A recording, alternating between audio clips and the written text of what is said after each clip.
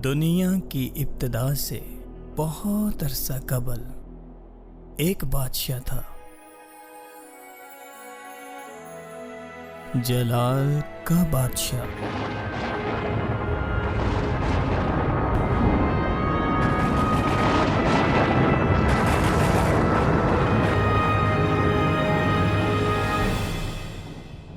वो बादशाह मेरे और आपके तसव्वुर, हर शख्स और हर चीज से कहीं ज्यादा अजीम और बालातर था।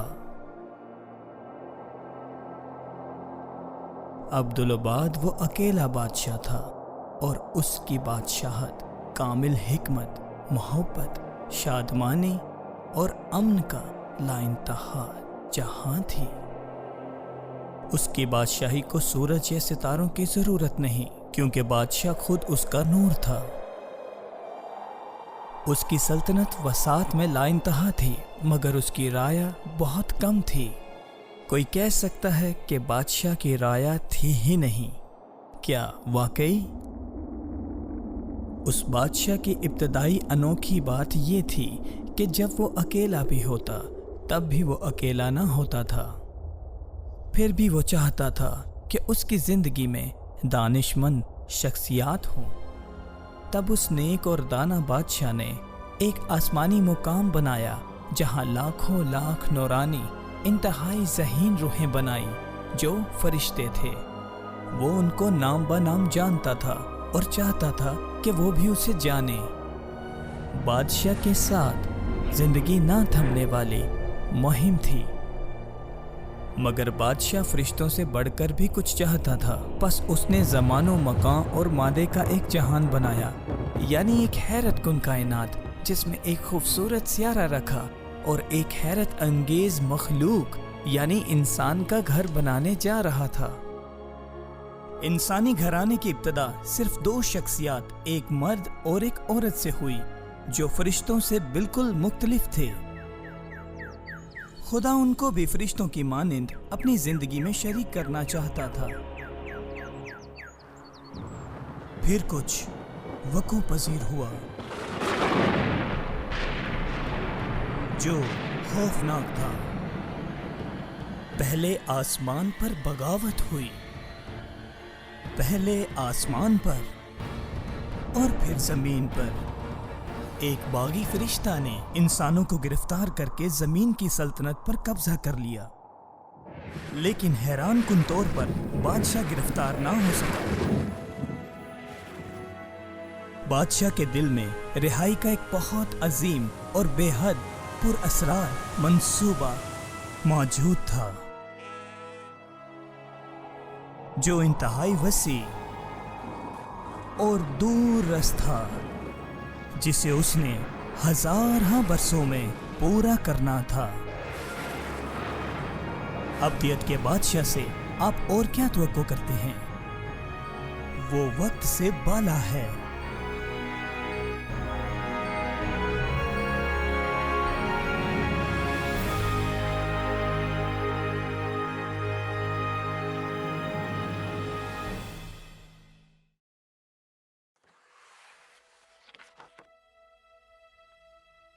बादशाह और उसके मंसूबे को जानने के लिए आपको उसकी किताब को जानना जरूरी है।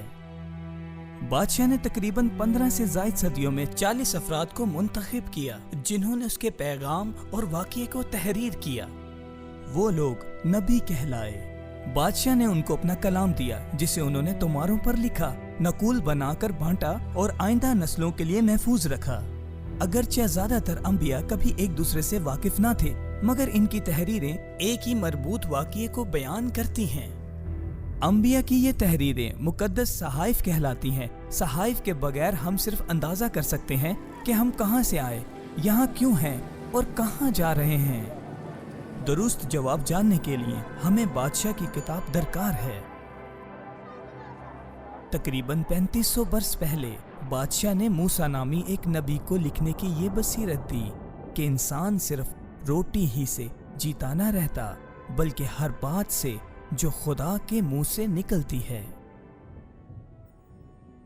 आज बादशाह की बातें एक किताब बाइबल मुकद्दस में महफूज हैं। मुकद्दस के मायनी पाक, दूसरों से अलग किया हुआ। बाइबल के मायने है किताब या किताबों का मजमूआ। बाइबल मुकद्दस दुनिया में सबसे ज्यादा पढ़ी जाने वाली और तर्जमा की जाने वाली किताब है। हजारों पर्चाजात और चमड़े के तोमार उसको तमाम कदीम तहरीरों में सबसे ज्यादा महफूज तरीन साबित करते हैं। सहाइफ के दो अहम हिस्से हैं। पहला हिस्सा पुराना अहदनामा, जहां बादशाह अपने मंसूबे की पेशगोई करता है। दूसरा हिस्सा नया अहदनामा, जिसमें बादशाह अपने मंसूबे की तकमील करता है। अहदनामा से मुराद वादा, मुआहिदा या इकरारनामा है। पुराना अहदनामा खुदा के मंसूबे की पेशगोई करता है। नए अहदनामा में उसके मंसूबे की तकमील दर्ज है।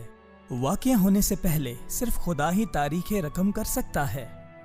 पुराने और नए अहदनामा में फर्क ऐसे है जैसे एक अजीम बादशाह आपको खतूत और तस्वीरें भेजे और फिर बजाते खुद आपको मिलने आए। सहाइफ पहले मशरिक़े वस्ता में आए। अफ्रीका,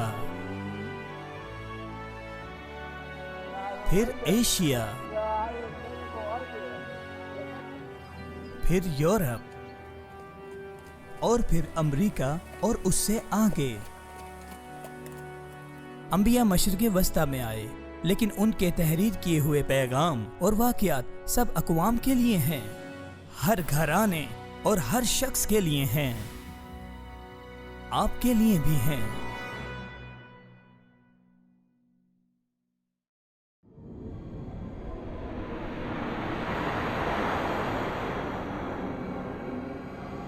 अगर हम ज़मानो मकाम में सफ़र करते हुए वापस पीछे और बहुत पहले, जब लोग, सियारे और सितारे कुछ भी ना था, तो हम सहाइफ के पहले अल्फाज का जलाल और कुदरत देख पाएंगे। खुदा ने इब्तिदा में ज़मीन और आसमान को पैदा किया। आजकल बहुत से लोगों का ख्याल है कि ये दुनिया और उसके मौजूदात अक्ले कुल खालिक के बगैर वजूद में आए, मगर उनके नज़रियात कायनात की पेचीदा मगर बेहतरीन तरतीब की पूरे तौर पर वजाहत नहीं कर पाए।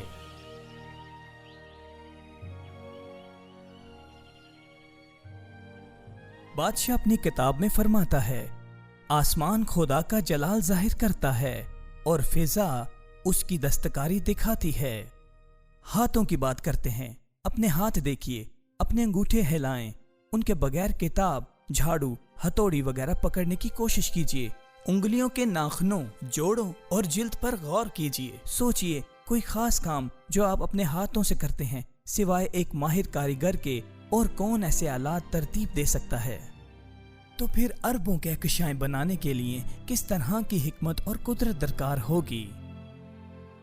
या फिर एक ज्यादा खुलिया बनाने के लिए जिसके लाखों पेचीदा हिस्से हों? या फिर उस खुलिये के बारीक रेशों का ताना बाना जोड़कर एक जनियाती कोड बनाने के लिए ताकि आपको आप बनाएं। तकरीबन 3000 बरस कबल एक नबी और बादशाह दाऊद लिखते हैं, मेरी माँ के पेट में तू ही ने मुझे सूरत बख्शी, मैं तेरा शुक्र करूंगा क्योंकि मैं अजीबो गरीब तौर से बना हूं। क्या आप अपने बनाने वाले से मिलना चाहेंगे? क्या आप कहकशाओं के खालिक और मालिक के साथ हमेशा रहना चाहेंगे? जी हाँ, आप रह सकते हैं। उसने खुद को जाहिर कर दिया है। वो चाहता है कि आप उसे जानें। वो चाहता है कि आपका घराना और मुआशरा भी उसे जाने। वो आपको दावत देता है कि आप उसके मंसूबा को समझें, उसकी मोहब्बत का तजर्बा करें और उसकी शान और शौकत देखें और उसके अहकाम मानकर उसके जलाल के लिए जिंदगी बसर करें। मगर वो आपको अपनी राया बनने के लिए मजबूर नहीं करेगा। आखिरकार वो सिर्फ बादशाह ही नहीं, वही बादशाह है। वो जलाल का बादशाह है। ये वाकया उसी का है।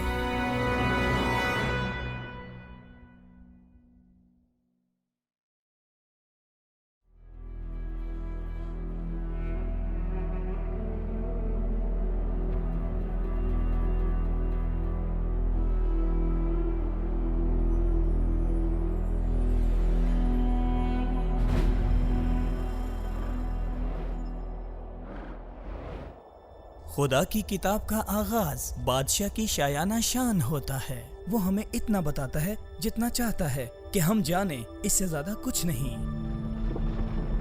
خدا نے ابتدا میں زمین و آسمان کو پیدا کیا۔ ہر چیز جسے ہم چھو سکتے اور دیکھ سکتے ہیں اس کا ایک آغاز ہے، لیکن کائنات کے خالق اور مالک کا نہ کوئی شروع ہے نہ آخر۔ وہ اندیکھا ہے، ابدی روح ہے جو بیک وقت ہر جگہ موجود ہو سکتی ہے۔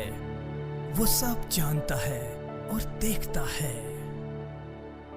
کیا آپ اس کا نام جانتے ہیں؟ خدا کے بہت سے نام ہیں، مگر اس کا سب سے مشہور نام خداوند ہے۔ خدا کی کتاب کی اصل زبان میں اس کا نام یہوہ ہے، جس کا معنی ہے میں ہوں۔ تخلیق کی کہانی بادشاہ کی اصل زمین کی وضاحت کے ساتھ جاری رہتی ہے، اور زمین ویران تھی اور سنسان تھی، گہراؤں کے اوپر اندھیرا تھا، اور خدا کی روح پانی کی سطح پر جنبش کرتی تھی۔ وہ وقت لوگوں کے لیے ایک سیارہ تیار کرنے کا وقت تھا، اور خدا نے کہا کہ روشنی ہو جا، اور روشنی ہو گئی۔ خدا نے دیکھا کہ روشنی اچھی ہے، اور خدا نے روشنی کو تاریکی سے جدا کیا۔ خدا نے روشنی کو تو دن کہا اور تاریکی کو رات، اور شام ہوئی اور صبح ہوئی، سو پہلا دن ہوا۔ تخلیق کے پہلے دن خدا نے کیا کیا؟ اس نے روشنی کو حکم دیا کہ تاریکی کو الگ کر دے۔ بعد میں سورج زمین پر چمکنے لگا، مگر پہلے دن نہیں۔ خدا چاہتا ہے کہ ہم جان لیں کہ روشنی کا سرچشمہ وہ ہے۔ خدا نور ہے، اور اس میں ذرا سی بھی تاریکی نہیں۔ خدا نور کی طرح پاک ہے، اسے ناپاک نہیں کیا جا سکتا۔ جب روشنی کسی ناپاک چیز پر چمکتی ہے تو بھی وہ پاک رہتی ہے۔ خدا کامل ہے، خدا قدوس ہے۔ کیا آپ نے غور کیا کہ تخلیق کے وقت خدا کے ساتھ کون تھا؟ اس کا پاک روح وہاں تھا جو پانیوں کی سطح پر جنبش کرتا تھا۔ اس کا کلام بھی وہاں تھا جو بات کرتا تھا۔ ابتدا میں کلام تھا، اور کلام خدا کے ساتھ تھا، اور کلام خدا تھا۔ یہی ابتدا میں خدا کے ساتھ تھا۔ سب چیزیں اس کے وسیلہ سے پیدا ہوئیں۔ خدا کا پاک روح اور کلام ہمیشہ خدائے برحق کے ساتھ رہے ہیں۔ اسی لیے اس بادشاہ کے لیے کہا جا سکتا ہے کہ جب وہ اکیلا تھا تب بھی وہ اکیلا نہ ہوتا تھا۔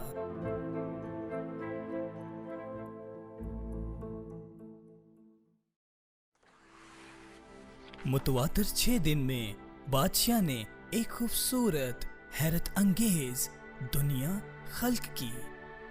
خدا نے صرف کہا اور عجائبات کامل صورت میں سامنے آ گئے۔ پہلے دن خدا نے کہا روشنی ہو جا، اور روشنی ہو گئی۔ دوسرے دن خدا نے زمینی ماحول بنایا جس میں ہم نیلا آسمان دیکھتے اور اندیکھی ہوا جس میں ہم سانس لیتے ہیں۔ خدا نے آکسیجن اور نائٹروجن جیسی زندگی کو قائم رکھنے والی گیسوں کے کامل مرکب سمیت آسمان بنایا۔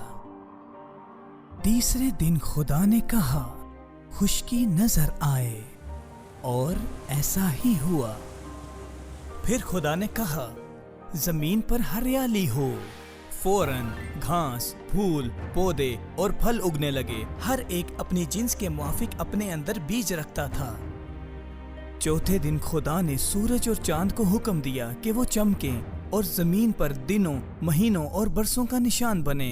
اس نے ستاروں کو بھی بنایا۔ پانچویں دن خدا نے کہا پانی مچھلیوں اور دوسرے جانداروں کو کثرت سے پیدا کرے، آسمان ہر طرح کے پرندوں سے بھر جائے، اور ایسا ہی ہوا۔ چھٹے دن خدا نے کہا زمین ہر طرح کے چوپایوں، جانوروں اور جنگلی جانوروں کو پیدا کرے۔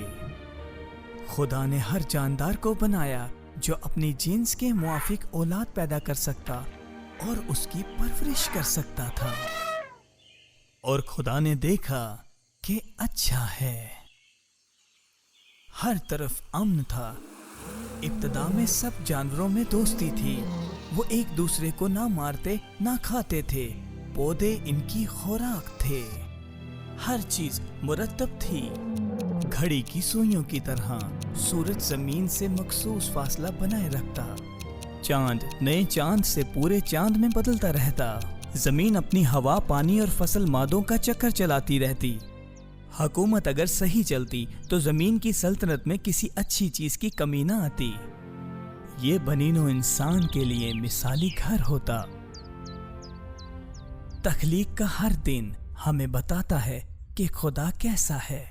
پہلا دن بتاتا ہے کہ خدا قدوس ہے، وہ روشنی کی مانند کامل اور پاک ہے۔ دوسرا دن خدا قادر مطلق ہے، وہ سارے ماحول کو بناتا اور قائم رکھتا ہے۔ تیسرا دن خدا بھلا ہے، اس نے ہمارے لیے ہزاروں ہزار پودے اور خوراک بنائی ہے۔ چوتھا دن خدا وفادار ہے، سورج اور چاند اپنے اپنے مدار میں رہتے ہیں۔ پانچواں دن خدا زندگی ہے، اس نے سمندر میں مچھلیوں کو اور آسمان میں پرندوں کو رکھا ہے۔ چھٹا دن خدا محبت ہے۔ جانوروں کو تخلیق کرنے کے بعد ایسی مخلوق خلق کرنے کا وقت تھا جس پر وہ اپنی محبت نچھاور کر سکے۔ وہ وقت ایسی خاص شخصیات تخلیق کرنے کا تھا جو اس کے تقدس، قدرت، شفقت، وفاداری، زندگی اور محبت کا اظہار کر سکے۔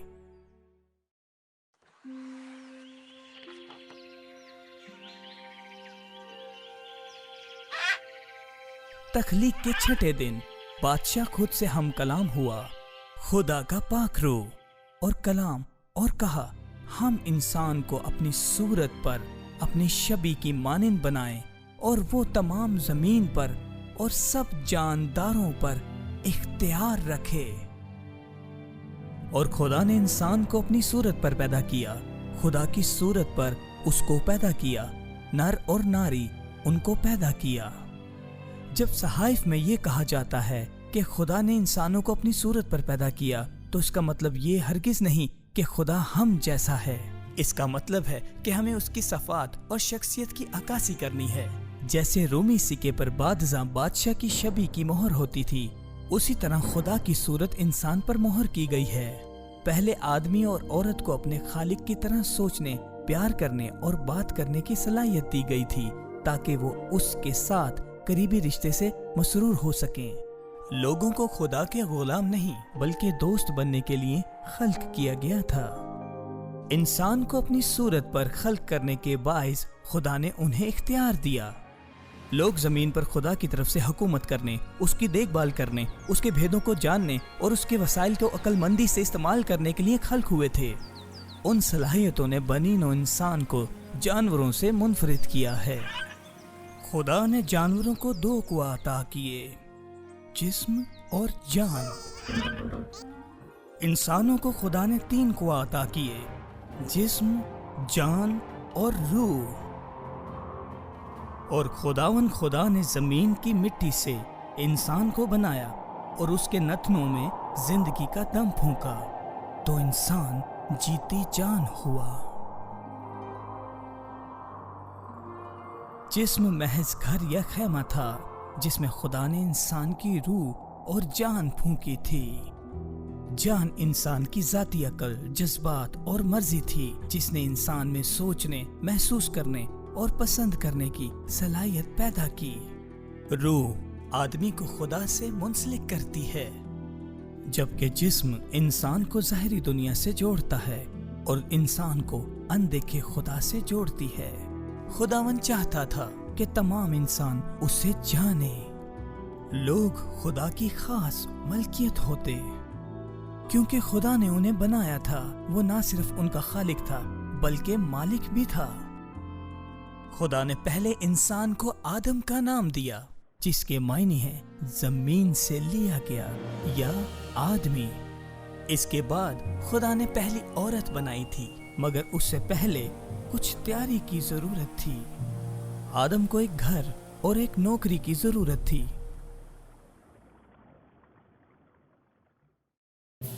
زمین کی مٹی سے پہلا انسانی بدن بنانے اور اس میں زندگی کا دم پھونکنے کے بعد خدا نے مشرق وسطی میں کسی جگہ عدن کے علاقہ میں ایک باغ لگایا۔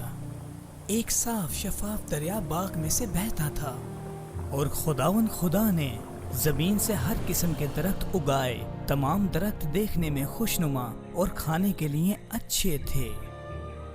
باغ کے درمیان خدا نے زندگی کا درخت اور اچھے اور برے کی پہچان کا درخت لگایا۔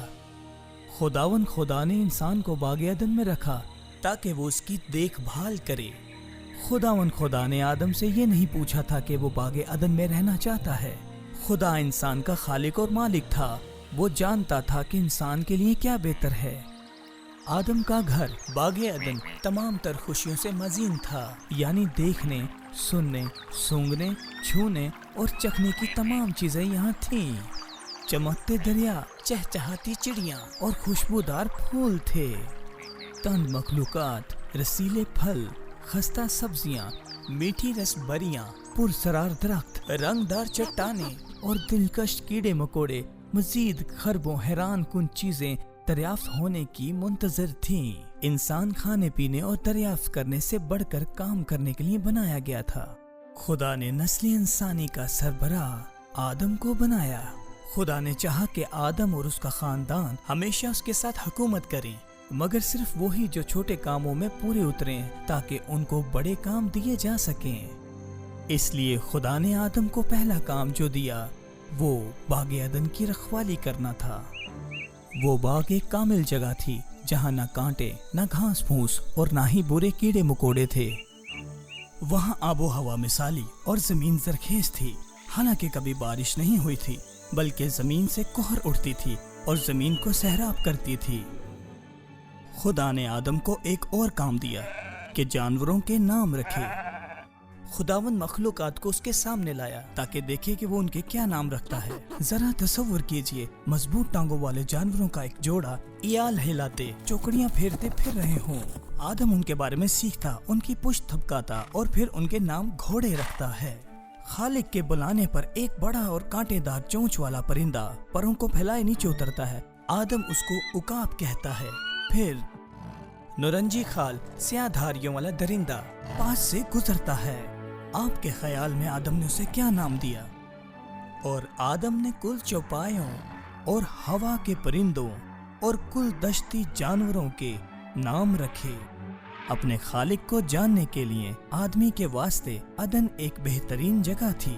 اب وقت تھا آدم کا امتحان لیا جاتا۔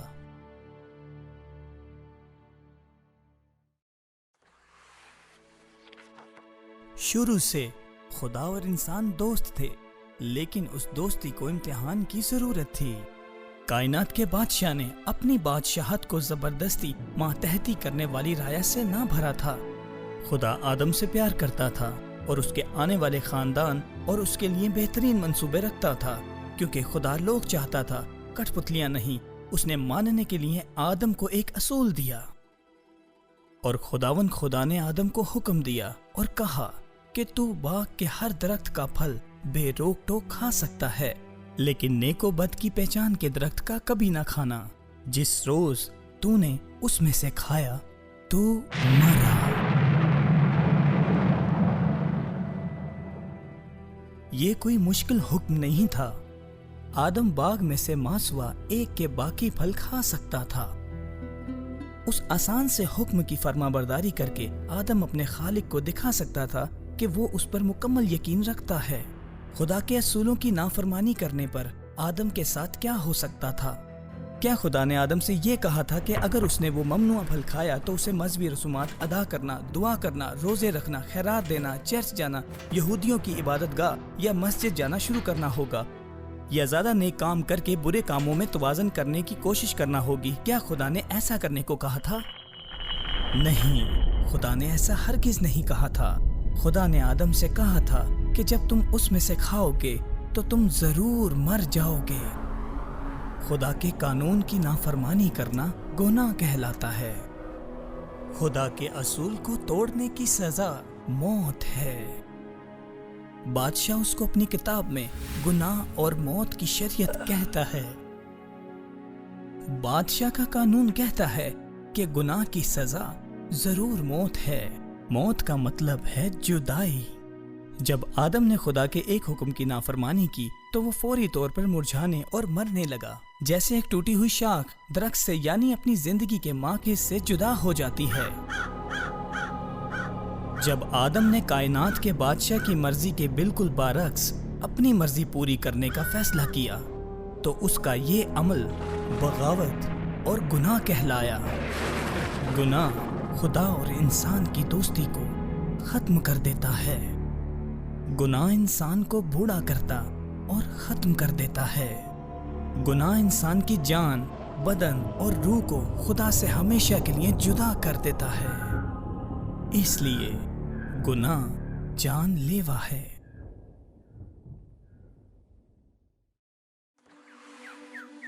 خدا نے پہلے انسان کو نوکری دی اور ایک حکم ماننے کے لیے دے کر کہا کہ اب وہ وقت ہے کہ ایک عورت بنائی جائے۔ خدا نے کہا کہ آدم کا اکیلا رہنا اچھا نہیں، میں اس کے لیے ایک مددگار اس کی مانند بناؤں گا۔ پھر خدا نے آدم پر گہری نیند بھیجی۔ اسی دوران اس نے آدم کی پسلیوں میں سے ایک کو نکال لیا اور اس کی جگہ گوشت بھر دیا، اور خدا نے اس پسلی میں سے جو اس نے آدم میں سے نکالی تھی ایک عورت بنا کر اسے آدم کے پاس لایا، اور آدم نے کہا کہ یہ تو میری ہڈیوں میں سے ہڈی اور میرے گوشت میں سے گوشت ہے، اس لیے وہ ناری کہلائے گی کیونکہ وہ نر سے نکالی گئی۔ کیا آپ نے توجہ کی کہ پہلی جراحی کس نے کی اور پہلی شادی کس نے کروائی؟ جی ہاں، وہ خدا نے کیا۔ عورت کے معنی ہیں آدمی میں سے نکالی ہوئی۔ بعد ازاں آدم نے اپنی بیوی کا نام ہوا رکھا، جس کا مطلب ہے سب زندوں کی ماں۔ بے شک خدا نے انہیں مختلف کام دیے، مگر اس نے مرد اور عورت کو یکساں مقام دیا، کیونکہ ہوا بھی آدم کی طرح خدا کی شبیہ پر بنی تھی کہ وہ بھی اپنے خالق اور مالک کو جانے، اس کی خوبیوں کو ظاہر کرنے اور ہمیشہ کے لیے اس کے ساتھ خوشگوار رشتے سے محفوظ ہونے کے لیے بنائی گئی تھی۔ خدا نے سب پر جو اس نے بنایا تھا نظر کی اور دیکھا کہ بہت اچھا ہے، اور شام ہوئی اور صبح ہوئی، سو چھٹا دن ہوا۔ اور خدا نے اپنے کام کو جسے وہ کرتا تھا 7ویں دن ختم کیا، اور اپنے سارے کام جسے وہ کر رہا تھا 7ویں دن فارغ ہوا۔ خدا نے 7ویں دن آرام کیوں کیا؟ کیونکہ اس کا کام ختم ہو گیا تھا۔ 6 دن میں ہماری دنیا بنانے اور 7ویں دن آرام کرنے پر خدا نے 7 دنوں کا ہفتہ مقرر کیا، جو آج بھی پوری دنیا میں رائج ہے۔ خدا نے ایک دانش مند اور پیار کرنے والے باپ کی طرح آدم اور حوا کی دیکھ بھال کی۔ ہر شام وہ باغ میں ان کے ساتھ چلنے پھرنے اور باتیں کرنے آتا۔ وہ اس کی موجودگی پر بہت خوش اور مطمئن تھے۔ آدم اور اس کی بیوی دونوں ننگے تھے اور شرماتے نہ تھے۔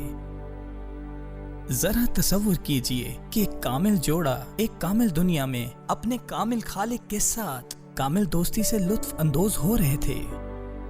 ابتدا میں سب کچھ ایسا ہی تھا۔ کیا کچھ غلط ہوا تھا؟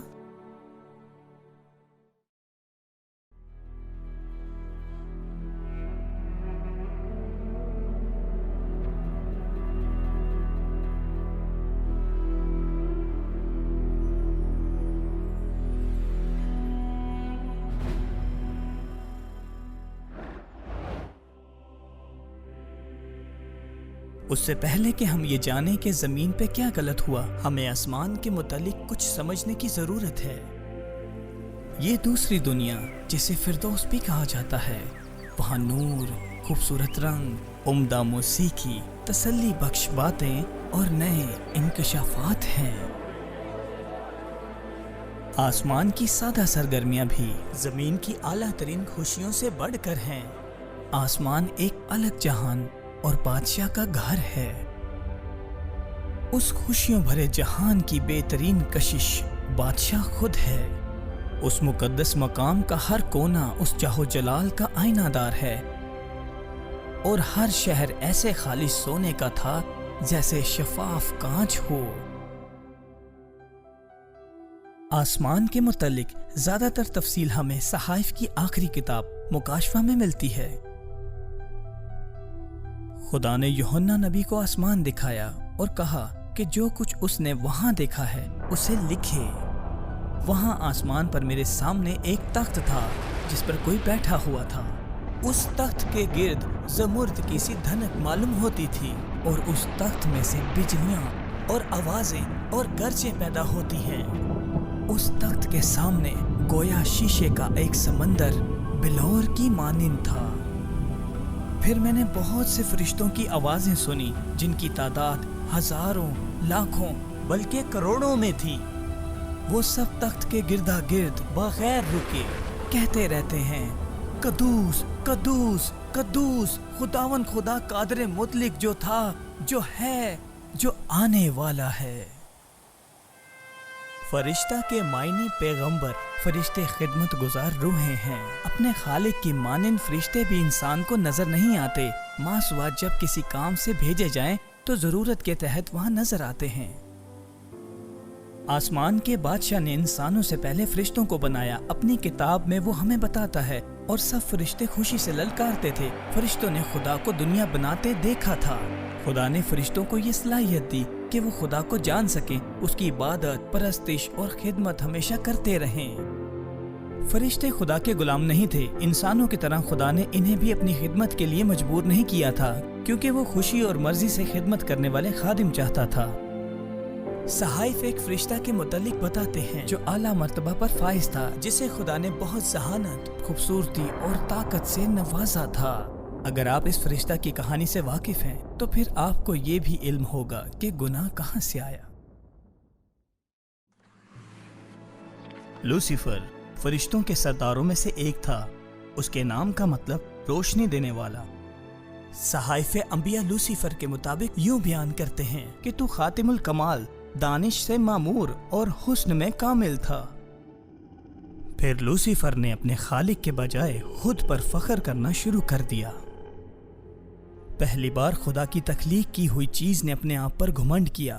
خوبصورتی اور دانش مندی پر تکبر نے اسے اندھا کر دیا تھا، اور اپنے خالق کو بھلا کر اس نے اپنے دل میں کہنا شروع کر دیا تھا، میں اپنا تخت خدا کے ستاروں سے بھی اوپر لگاؤں گا، میں آسمانوں پر چڑھ جاؤں گا، میں خدا تعالیٰ کی مانند ہوں گا۔ لوسیفر بادشاہ بننا چاہتا تھا۔ وہ خدا کی مرضی کے بجائے اپنی مرضی پوری کروانا چاہتا تھا۔ گناہ کائنات میں داخل ہو چکا تھا۔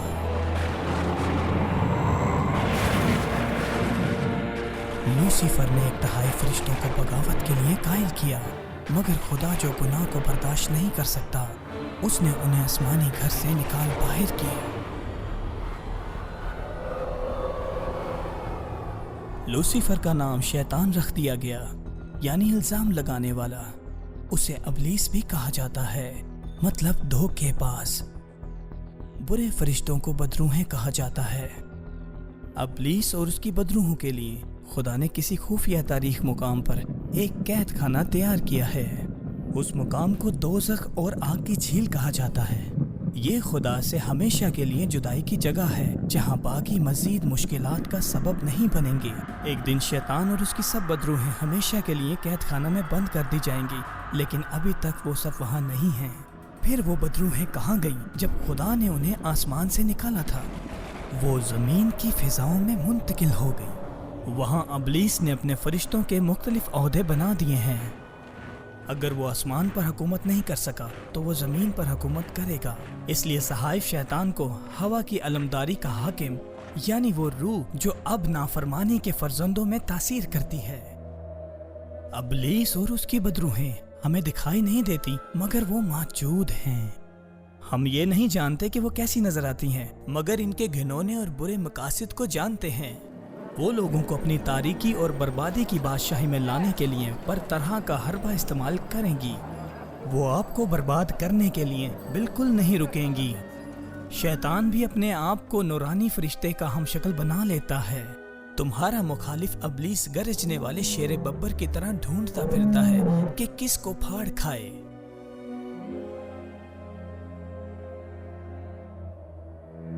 چلیں اب ہم اپنے ابتدائی والدین کی کہانی پر واپس آتے ہیں۔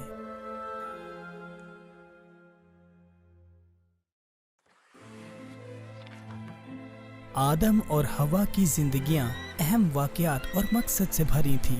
ہر دن ان کے لیے حیرت انگیز ہوتا، وہ باغ میں روز کچھ نیا دریافت کر لیتے، وہاں کے پودوں اور مخلوقات کی دیکھ بھال کرتے اور نئی نئی خوراک استعمال کرتے تھے۔ ہر شام ان کے لیے عمدہ ہوتی جب ان کا خالق اور مالک خود ان کے پاس آ کر انہیں عزت دیتا تھا۔ انہیں خدا کے ساتھ چلنا پھرنا، باتیں کرنا اچھا لگتا تھا۔ آدم اور اس کی بیوی باغ کے گھر میں بہت خوش تھے، لیکن شیطان خوش نہیں تھا۔ وہ خدا اور ان دونوں مخلوقات سے بھی نفرت کرتا تھا جو خدا کی شبیہ پر بنائی گئی تھی۔ پھر شیطان، جو آسمان کی بادشاہت چھیننے میں ناکام ہو چکا تھا، اس نے زمین کی بادشاہت پر قبضہ کرنے کی سازشیں شروع کر دیں۔ وہ خدا کے قانون کو توڑنے کے لیے آدم پر، جو نسل انسانی کا سربراہ تھا، قبضہ کرنا چاہتا تھا۔ وہ آدم کو براہ راست اکسا نہ سکا۔ ایک دن حوا نے ایک آواز سنی۔ یہ نہ آدم تھا اور نہ ہی خدا، یہ ایک سانپ تھا، ایک بولنے والا سانپ جو حوا کے لیے ایک نئی قسم کی دریافت تھی۔ وہ نہیں جانتی تھی کہ خدا کا دشمن اس سانپ کو استعمال کر رہا تھا، نہ ہی یہ جانتی تھی کہ آدم کو اکسا کر خدا کا حکم توڑنے کے لیے شیطان اسے استعمال کر رہا ہے۔ سانپ کو بے صبری سے انتظار تھا، اس کی مکار آنکھیں حوا کو ڈھونڈ رہی تھیں، اور اس نے عورت سے کہا، کیا واقعی خدا نے کہا ہے کہ باغ کے کسی درخت کا پھل تم نہ کھانا؟ شیطان چاہتا تھا کہ حوا خدا کے الفاظ پر شک کرے۔ وہ یہ چاہتا تھا کہ حوا سوچے کہ خدا ان دونوں میاں بیوی سے کچھ چھپا رہا ہے۔ حوا نے کہا، ہم باغ کے ہر درخت کا پھل کھا سکتے ہیں، لیکن خدا نے کہا ہے کہ جو درخت باغ کے بیچ میں ہے اس کا پھل نہ کھانا اور نہ چھونا، ورنہ مر جاؤ گے۔ سانپ نے عورت سے کہا، تم ہرگز نہیں مرو گے، بلکہ خدا جانتا ہے کہ جس دن تم اسے کھاؤ گے تمہاری آنکھیں کھل جائیں گی اور تم خدا کی مانند نیک و بد کے جاننے والے بن جاؤ گے۔ پھر حوا نے کیا کیا؟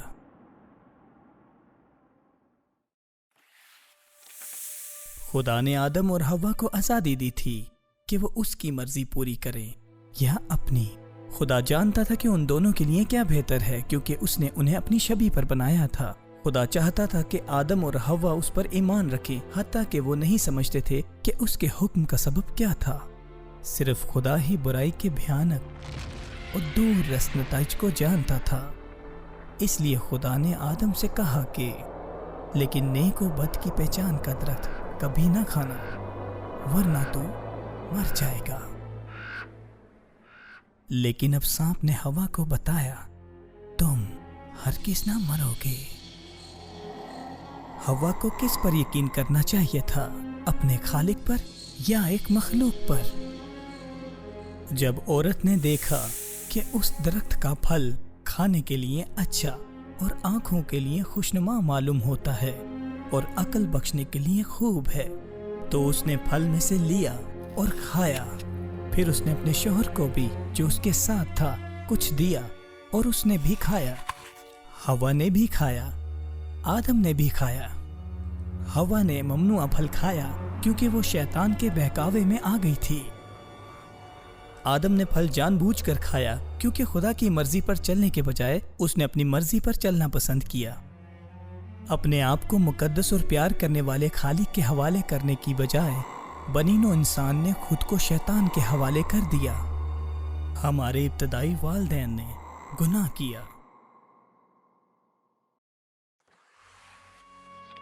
آدم کو انسانی نسل کا سردار بنایا گیا تھا اور خدا نے حکم دیا تھا کہ نیک و بد کی پہچان کے درخت سے پھل نہ کھانا۔ جب آدم اور حوا نے اس پھل کو کھا لیا تو تب انہیں احساس ہوا کہ ان کے چناؤں کے تباکن اثرات مرتب ہوں گے۔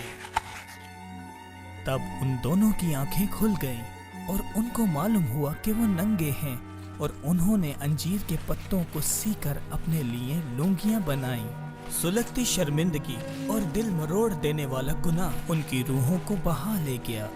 दोनों ने अपने आप को नापाक महसूस किया। गुनाह शर्मिंदगी लाया। खुदा का कानून तोड़ने से पहले वो खुदा से वाकिफ थे और शर्माते न थे। अपने खालिक के साथ और उसकी शबी पर होने और उसके दोस्त होने की वजह से वो बहुत अजाज रखते थे, लेकिन नेको बद की पहचान के दरख्त का फल खाने के बाद वो शर्मसार और बाशऊर हो गए थे। शर्मिंदगी ने इज्जत की जगह ले ली। उन्होंने अपने आप को अंजीर के पत्तों से ढांपने की कोशिश की, लेकिन कोई जाती कोशिश उनकी परेशानियों का हल ना थी। वो उस गुनाह से नजात पाने में नाकाम थे जो उनकी रूहों पर छा गया था। अपने गुमशुदा वकार को हासिल करने में वो नाकाम थे। ये सुपहर थी। थोड़ी देर में उनसे प्यार करने वाला खालिक और मालिक शाम को मिलने वाला था। खुदा से मिलने का डर और दहशत उनकी रगों में दौड़ने लगी। वो उनसे क्या कहेगा? वो उसे क्या जवाब देंगे?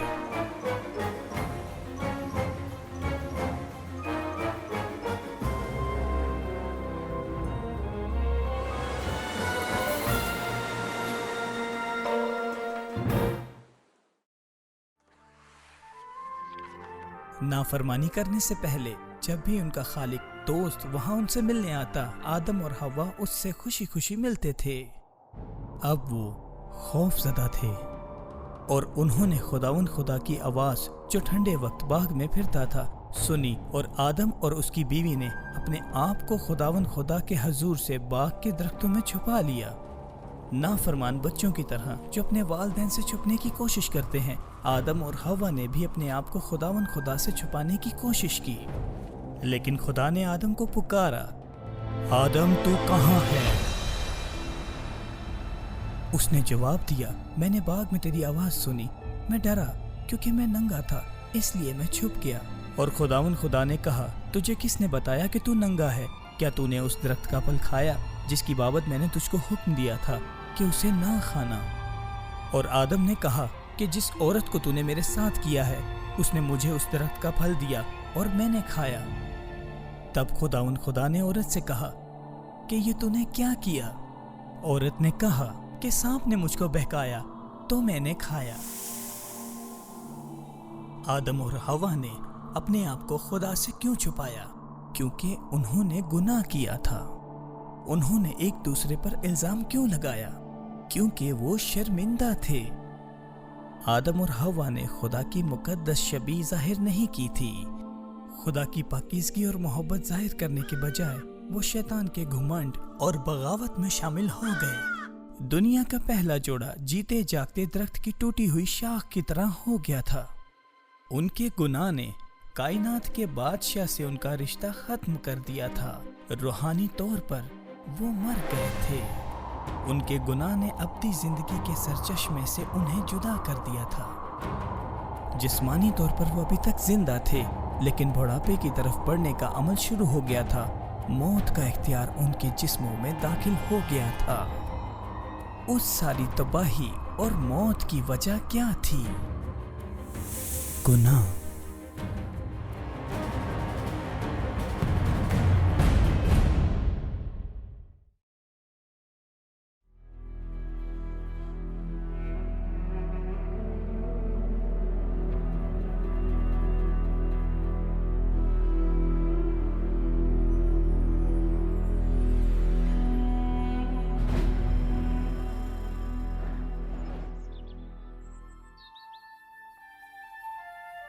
इंसानी तारीख की शुरुआत में खुदा और इंसान साथ थे। अमन और खुशी थी। फिर इंसान ने खुदा का कानून तोड़ा।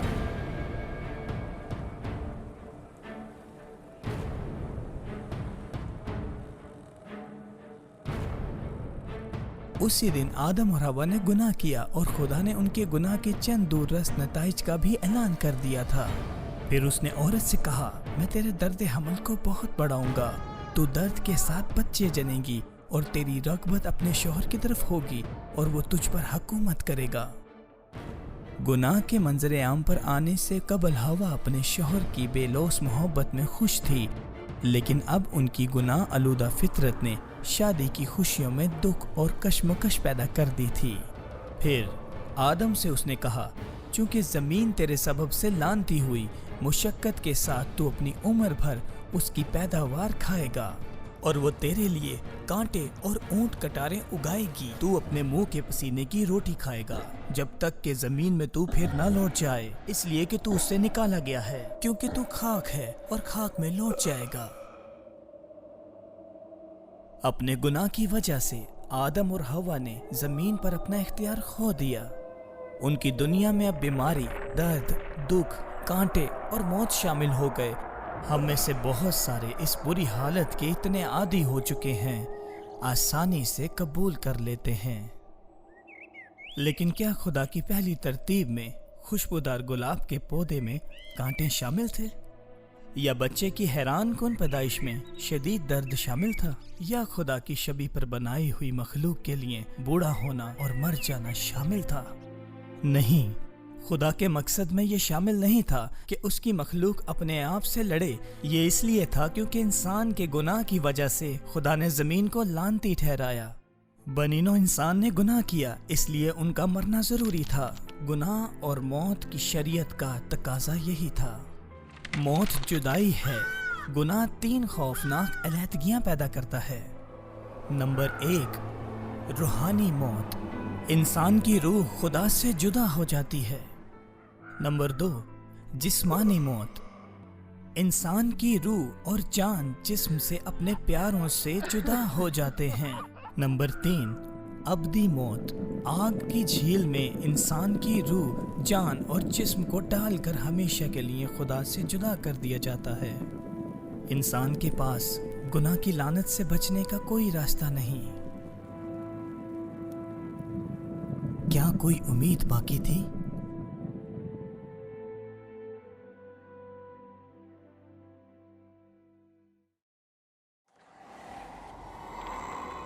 शैतान ने बादशाह का खास खजाना छीन लिया था, लेकिन बादशाह के पास उसे वापस हासिल करने का एक और खुफिया मंसूबा था, क्योंकि ये फिदिया जो बादशाह ने अदा करना था वो तसव्वुरात से भी ज्यादा था।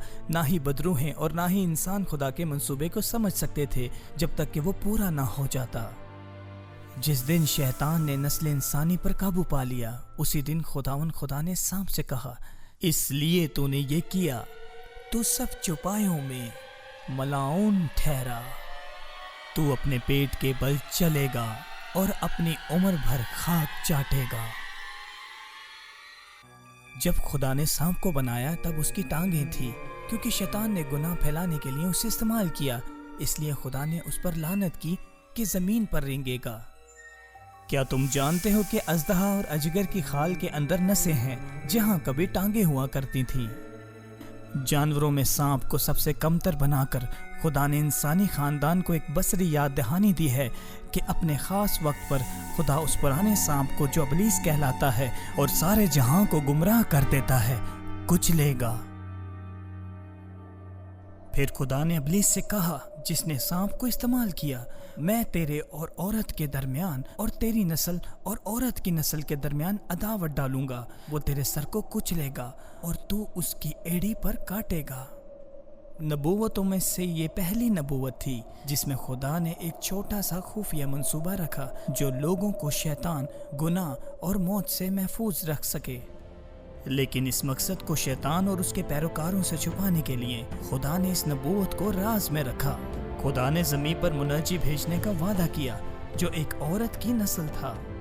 इस नजात दहिंदा की माँ एक इंसानी औरत थी, लेकिन इंसानी बाप ना था। वो मसीहा कहलाएगा, यानी मुंतखब किया हुआ। शैतान ने मसीहा की एड़ी पर काटा, लेकिन मसीहा शैतान का सर कुचलेगा। उस सब का क्या मतलब है? उसके बाद खुदा ने सब वाजिया किया, लेकिन अभी भी खुदा ने आदम और हवा को एक उम्मीद की किरण दिखाई। हजारों साल बाद बादशाह के एक नबी ने लिखा, जो लोग अंधेरे में चलते थे उन्होंने एक बड़ी रोशनी देखी। देख, एक कंवारी हामला होगी और बेटा पैदा होगा और वो उसका नाम इमैनुअल रखेगी, खुदा हमारे साथ है। بادشاہ نے اپنا خاص خزانہ فدیہ میں دیا، لیکن اس کی قیمت کیا تھی؟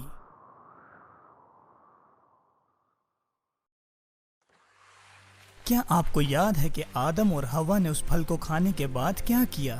انہوں نے انجیر کے پتوں سے خود کو ڈھانپ لیا۔ کیا انہوں نے ایسا کر کے اپنے خالق منصف کی موجودگی اپنے آپ کو مطمئن کر لیا تھا؟ نہیں، انہوں نے شرم اور گناہ محسوس کیا۔ اپنے آپ کو درست ثابت کرنے کا ان کے پاس کوئی راستہ نہیں تھا۔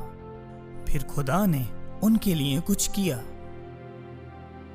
اور خدا نے آدم اور اس کی بیوی کے واسطے چمڑے کے کرتے بنا کر ان کو پہنائے۔ جانور کو کس نے پہلے قربان کیا؟ خدا نے۔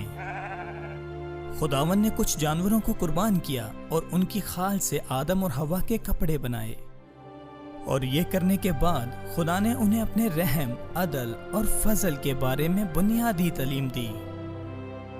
آئیں ان 3 الفاظ کی اہمیت پر غور کریں۔ عدل۔ ان مرے ہوئے جانوروں کو دیکھیں، خدا نے ان کو کیوں قربان کیا؟ اس نے آدم اور حوا کو دکھایا کہ گناہ اور موت کا قانون بھی لازم ہے۔ ان کے گناہ کی سزا صرف موت ہے۔ یہ انصاف ہے۔ رحم۔ آدم اور حوا کو دیکھیں، کیا خدا نے انہیں مار ڈالا؟ نہیں، خدا نے ان کی جگہ جانوروں کو مرنے کے لیے رکھا۔ ان کو گناہ کی سزا دیے بغیر سزا دینے کا خدا کا طریقہ تھا۔ یہ رحم ہے۔ فضل۔ اب آدم اور حوا کے خوبصورت لباس دیکھیں۔ کیا دونوں قانون توڑنے والے اس تحفہ کے حقدار تھے؟ نہیں، لیکن خدا نے قربانی کے جانوروں کی خالوں سے انہیں ملبس کر کے اپنا فضل دکھایا۔ یہ فضل ہے۔ کیونکہ خدا نے جو کچھ ان کے لیے کیا، اب آدم اور حوا خدا کے ساتھ دوبارہ خوش تھے۔ جانور کے خون نے ان کے گناہ کو چھپا لیا۔ آدم اور حوا اس دن موت کے حقدار تھے، لیکن ان کی جگہ معصوم جانوروں کو مرنا پڑا۔ جانوروں کی کھال نے ان کی شرمندگی کو چھپایا۔ ایک دفعہ پھر آدم اور حوا نے خدا کی موجودگی میں خود کو مطمئن محسوس کیا۔ ہزاروں سال بعد خدا کے ایک نبی نے لکھا، میں خداوند اپنے خدا میں خوشی سے بھرا ہوں۔ اس نے مجھے نجات کے کپڑے پہنائے، اس نے راست بازی کے خلط سے مجھے ملبس کیا۔ صرف خدا ہی گناہگاروں کو دوبارہ سیدھے راستے پر لا سکتا ہے۔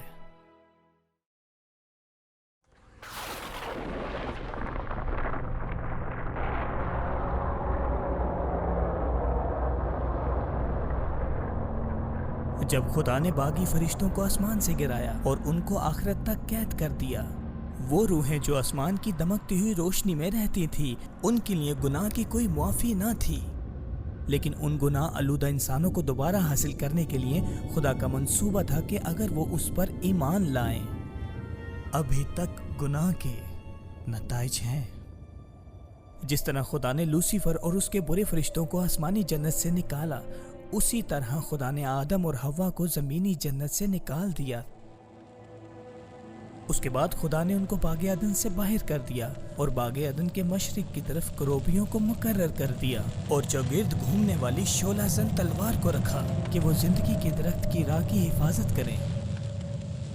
باغ کے درمیان میں دوسرا خاص درخت زندگی کا درخت تھا۔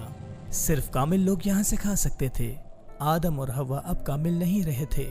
انہوں نے گناہ کیا، اس لیے ان کا بوڑھا ہونا اور مرنا ضروری تھا۔ ہمارا عظیم خالق مقدس خدا، یعنی وہ خالص، شفاف، کامل اور راست ہے۔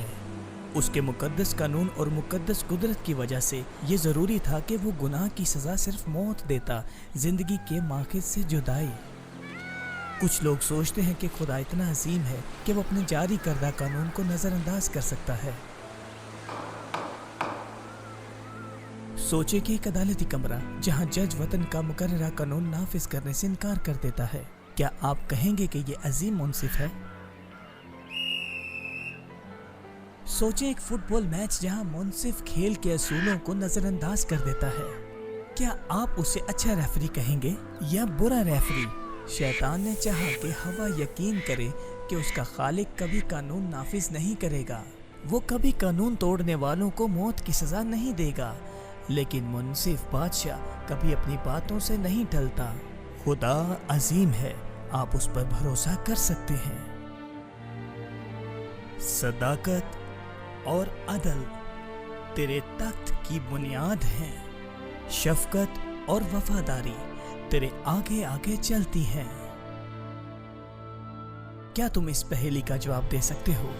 شیطان اور انسان ایسا کیا کر سکتے ہیں جو خدا نہیں کر سکتا؟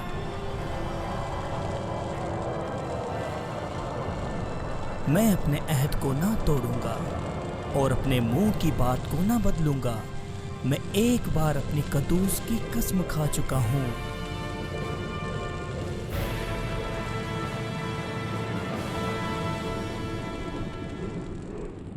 کائنات کا بادشاہ کبھی اپنے الفاظ نہیں پھیرتا۔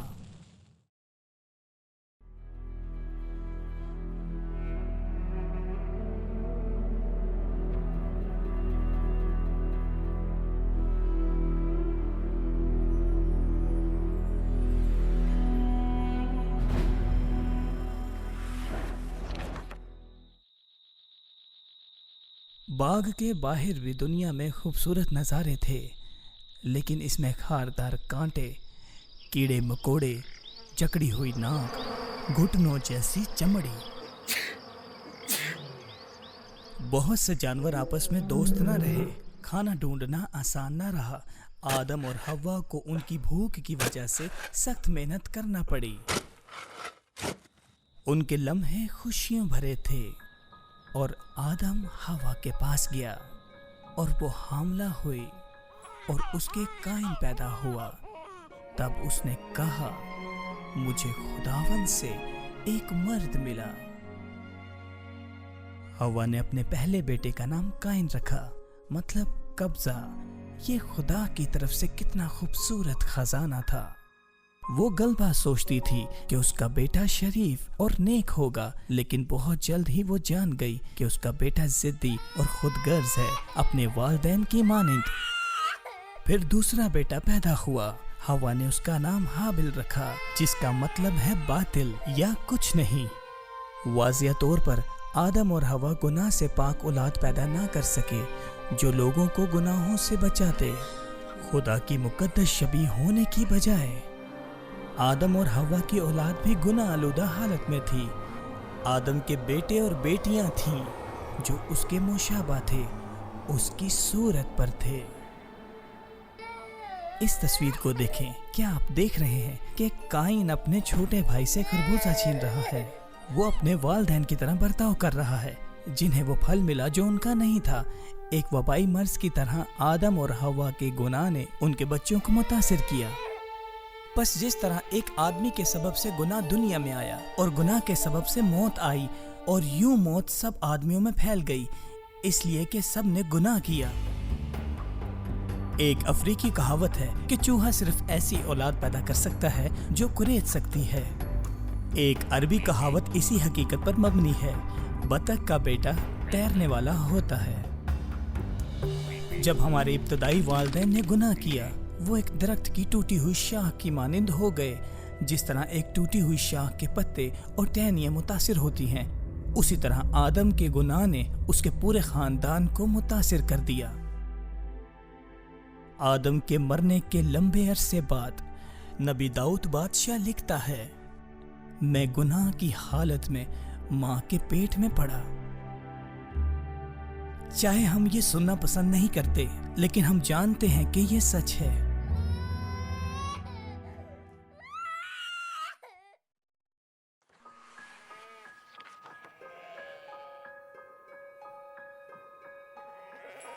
آدم اور حوا کے بہت سے بیٹے اور بیٹیاں تھیں، لیکن بائبل صرف ان کے پہلے 2 بیٹوں پر غور کرتی ہے، اور حابل بھیڑ بکریوں کا چرواہا اور قائن کسان تھا۔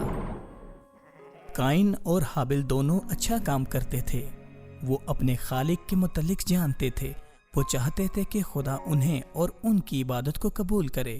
دونوں کا صرف ایک ہی مسئلہ تھا، گناہ۔ وہ نہ صرف گناہگار پیدا ہوئے، بلکہ ان کی زندگیاں بھی گناہ میں تھیں۔ ہر روز وہ اس طرح سے سوچتے، بولتے اور عمل کرتے جیسے خدا کی خالص اور محبت بھری فطرت ان کے ساتھ نہ ہو۔ اپنی کتاب میں کائنات کا بادشاہ گناہ سے متعلق کہتا ہے، اس لیے کہ سب نے گناہ کیا اور خدا کے جلال سے محروم ہیں۔ خدا کس طرح قائن اور حابل کو معاف کر سکتا اور اپنی نظر میں انہیں راست باز ٹھہرا سکتا تھا؟ جی ہاں، وہ کر سکتا تھا، لیکن بہت قیمتی پڑتا، اور بغیر خون بہائے معافی نہیں ہوتی۔ یہ لا تبدیل قانون، موت اور گناہ کا قانون لازم تھا کہ جاری رہتا۔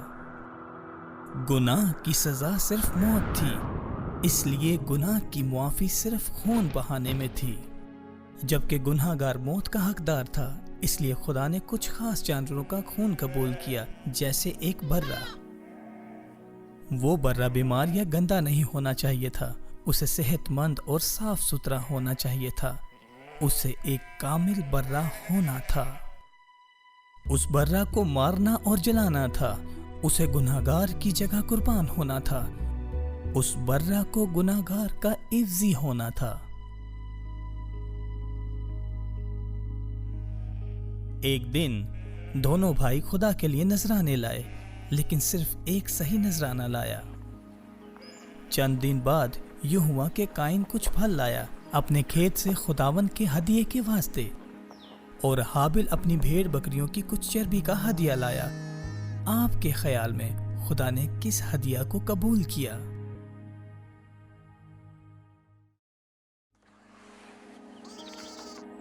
ان بھائیوں کو دیکھو، دیکھو وہ خدا کی نظر ہدیہ دے رہے ہیں۔ قربان گاہ کو دیکھیں جو ایک اونچا مذبح ہے، عارضی طور پر مٹی اور پتھر سے بنا ہے، یہ موت کی جگہ تھی۔ یہ آسمان اور زمین خدا اور انسان کے درمیان نذرانوں کے لیے بنائی گئی۔ جو کچھ قربان گاہ پر چڑھایا جاتا اسے جلایا جانا تھا۔ خدا ہمیشہ انصاف برقرار رکھتا ہے، بلکہ شفقت دکھاتا ہے۔ وہ یہ کیسے کر سکتا ہے؟ وہ انصاف کیے بغیر گناہ گار کو سزا کیسے دے سکتا ہے؟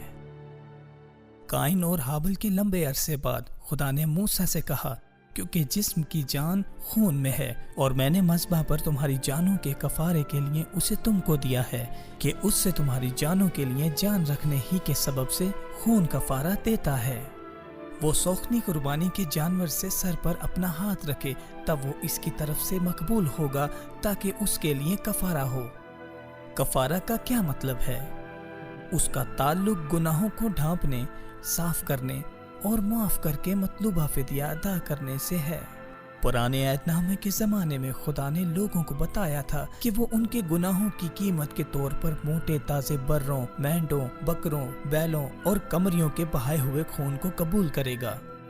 ایسا خون کفارہ ہوگا گناہ کو ڈھانپنے کے لیے، لیکن صرف اس دن تک جب تک خدا گناہ کی شریعت اور موت کے تقاضے کے مطابق پوری قیمت ادا کرنے کے لیے کامل قربانی مہیا نہ کرے۔ اب قائن کو دیکھیں، وہ خدا کو کیا نظر کرنے والا ہے۔ کتنے خوبصورت پھل اور سبزیاں اس نے چنی ہیں۔ یہ نظر گزرانے کے لیے اس نے کتنی سخت محنت کی ہے، لیکن یہ اس کے گناہ نہیں ڈھانپ سکے، کیونکہ اس میں نہ تو خون ہے نہ موت کی قیمت۔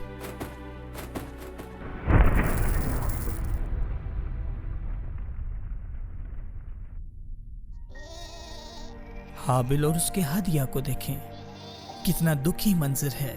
ایک چھوٹی سی بھیڑ بندھی ہوئی ہے اور مرنے کے قریب ہے۔ آپ دیکھ سکتے ہیں کہ حابل نے اپنا ہاتھ بھیڑ کے سر پر رکھا ہوا ہے، کیونکہ حابل نے خدا کے منصوبہ پر یقین کیا، اس لیے خدا نے حابل کے تمام گناہ برے کے اوپر ڈال دیے۔ حابل نے سوچا کہ خدا کتنا عظیم ہے۔ حابل موت کی سزا کا حقدار تھا، خدا نے برہ کا خون گناہ کو چھپانے کے لیے قبول کیا۔ خدا کا قانون ضروری تھا تاکہ گناہ گاروں کو موت کی سزا دی جاتی، لیکن خدا جو انصاف پسند اور شفقت سے بھرا ہوا ہے، اس نے برہ کی موت کو قبول کیا۔ خدا کہتا ہے یہ گناہ کی قربانی کا قانون ہے۔ گناہ کی قربانی کے قانون سے حابل کو گناہ اور موت کے قانون سے آزاد کر دیا۔ لیکن قائن کا کیا ہوا؟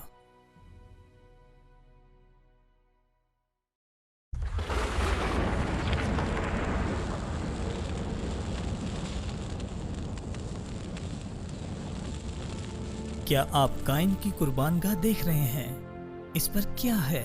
मुरझाई हुई फसल। अब हाबिल की कुर्बानगाह को देखें, उस पर क्या है? खून और राख। खुदा ने दोनों भाइयों और उनकी इबादत के मुतालिक क्या सोचा? और खुदावन ने हाबिल और उसके हदिया को मंजूर किया, पर काइन को और उसके हदिया को मंजूर ना किया। ये नहीं बताया गया कि खुदा ने हाबिल की कुर्बानी को कैसे मंजूर किया और काइन की कुर्बानी को कैसे नामंजूर किया। बाइबल हमें बताती है कि ईमान ही से हाबिल ने काइन से अफजल कुर्बानी खुदा के लिए गुजरानी, और उसी के सबब से उसके रास्तबाज होने की गवाही दी गई, क्योंकि खुदा ने उसकी नजरों की बाबत गवाही दी, क्योंकि उसने खुदा और उसके मकसद पर भरोसा किया। हाबिल माफ कर दिया गया और रास्तबाज ठहराया गया। ये हाबिल के लिए खुदा की तरफ से तोहफा था। खुदा ने हाबिल के गुनाह उस बर्रे पर डाल दिए। हाबिल की जगह बर्रे को मरना पड़ा, उसका खून बहता रहा और उसका जिस्म जलकर राख हो गया। गुनाह के खिलाफ खुदा का जायज गुस्सा हाबिल के बजाय बर्रे पर आ पड़ा। हाबिल के बर्रे की कुर्बानी से खुदा क्यों खुश था? क्योंकि ये आने वाले नजात दहिंदा की निशानी थी, जो कि एक दिन सारी दुनिया के गुनाह अपने सर उठा लेगा। लेकिन खुदा के मकसद पर यकीन करने की वजह हाबिल अब खुदा के साथ हकीकी रिश्ते में था। फिर जब हाबिल मरा तो खुदा से हमेशा के लिए अलग होने के बजाय वो अपने दोस्त खुदा के पास चला गया। गुनाह की कुर्बानी का कानून गुनाह और मौत के कानून से अफजल ठहरा। काइन अपनी दुआओं से खुदा के करीब गया, लेकिन उसने खुदा के कानून को रद्द कर दिया और कहा कि गुनाह की सजा सिर्फ मौत होनी चाहिए। काइन मजहबी था, लेकिन वो खुदा के साथ हकीकी रिश्ते में मुंसलिक नहीं था। गुनाह और मौत के कानून ने अभी तक उसे काले बादलों की तरह लटकाया हुआ था। अगर वो खुदा के मंसूबे और उस पर ईमान नहीं रखता तो वो खुदा को दोस्त के तौर पर नहीं जान सकता। उसे खुदा की अदालत का सामना करना है। कुछ लोग ये कहकर काइन को बचाने की कोशिश करते हैं कि काइन एक किसान था, जो उसके पास था वो लाया, लेकिन खुदा वो नहीं चाहता था जो उसके पास था। काइन अपनी कुछ फसल की बजाय हाबिल की भेड़ों से भेड़ ले सकता था, या अपना हाथ हाबिल की भेड़ के सर पर रख सकता था और हाबिल के मज़बा पर परस्तिश कर सकता था। फिर काइन ने क्या किया? क्या वो पछताया और खुदा के पास दुरुस्त हदिया लाया? खुदा ने काइन के नजराने को रद्द किया, जबकि खुदा अब भी उसे प्यार करता था और उसके पछताने पर जोर देने की तनकीद करता था। पछताने के क्या मायने हैं? सोचें, आप एक हकीकी शहर की तरफ सफर करना चाहते हैं। एक ट्रेन में बैठने के बाद पता चलता है कि आप गलत ट्रेन में बैठ गए। आप क्या करेंगे? आप अपनी गलती मानेंगे, ट्रेन से उतरेंगे और सही ट्रेन में बैठेंगे। इसका मतलब है पछतावा। पछतावे का मतलब है अपना ख्याल बदलना, उस गलत चीज से मुड़ना और जो सही है उसको इख्तियार करना। खुदा के सामने पछताने का मतलब ये नहीं कि मैं अपने आप को जरूर खुद से ही सजा दूं। इसका मतलब ये है कि मैं अपने गुनाहों को ऐसे देखूं जैसे खुदा देखता है। खुदा ने चाहा कि काइन अपने पसंदीदा रास्ते पर चलने के बजाय खुदा के रास्ते पर चले। फिर काइन बहुत नाराज था और उसका चेहरा बहुत गमगीन था। फिर खुदावन ने काइन से कहा, तू क्यों नाराज है? तेरा चेहरा क्यों बिगड़ा हुआ है?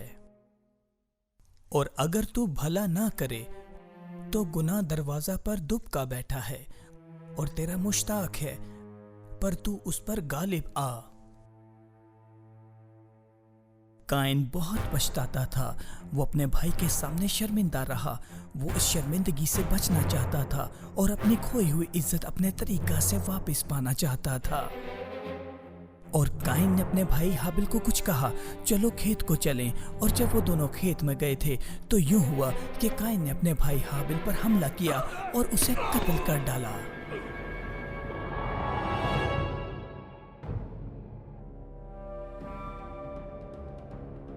तब खुदावन ने काइन से कहा, तेरा भाई हाबिल कहाँ है? उसने कहा, मुझे मालूम नहीं। क्या मैं अपने भाई का मुहाफिज हूं? फिर खुदा ने कहा, کہ तूने ये क्या किया? तेरे भाई का खून जमीन से मुझको पुकारता है। हाबिल की रूह और जान खुदा के पास चली गई, मगर उसका जिस्म खुदा की तरफ से जलाली बदन बनने के लिए वापस खाक में लौट गया। जैसे कि काइन को खुदा ने तौबा का एक और मौका दिया, लेकिन उसने इनकार कर दिया, सो काइन खुदा के हजूर से निकल गया। मगरूर और बागी रूह में काइन ने मशरिक की तरफ जाकर एक शहर तामीर किया। उन दोनों मियाँ बीवी की बहुत सी औलाद हुई। उनकी औलाद की औलाद ने पहली दफा धाती औजार और मौसीकी के आलात तैयार किए। काइन की औलाद बहुत ज़हीन थी, लेकिन वो खुदा से वाकिफ ना थी।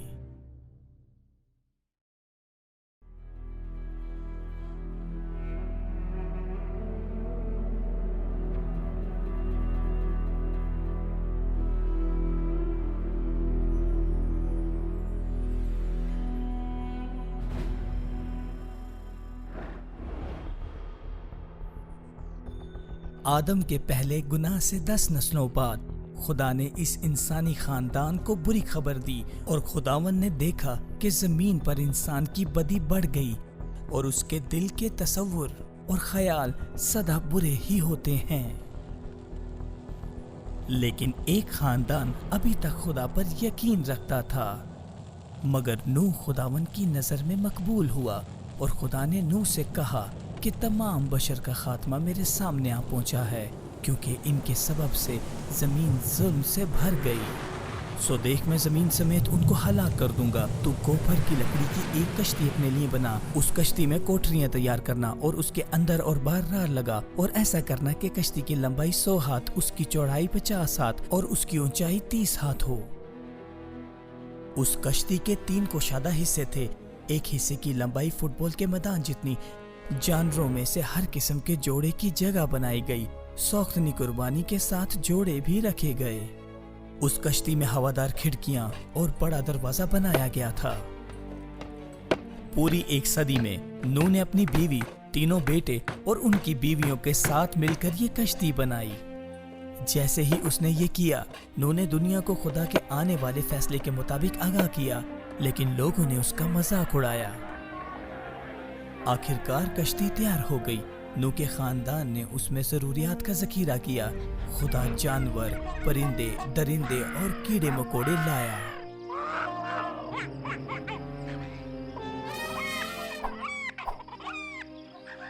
क्या मंजर था जब वो कश्ती में दाखिल हुए और उसके हजारों हिस्सों में आबाद हो गए। नूह और उसका खानदान भी दाखिल हो गया। क्या उनके अलावा कोई और उस हिफाजती मुकाम में दाखिल हुआ? नहीं। फिर खुदा ने दरवाजा बंद कर दिया।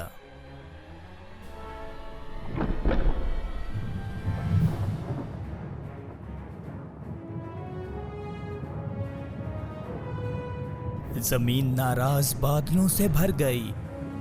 वो गरजे और बिजली कड़की।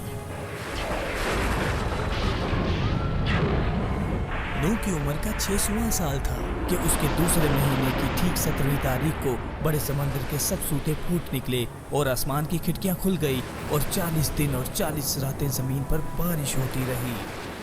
ये तारीख में बदतरीन कुदरती तबाही थी।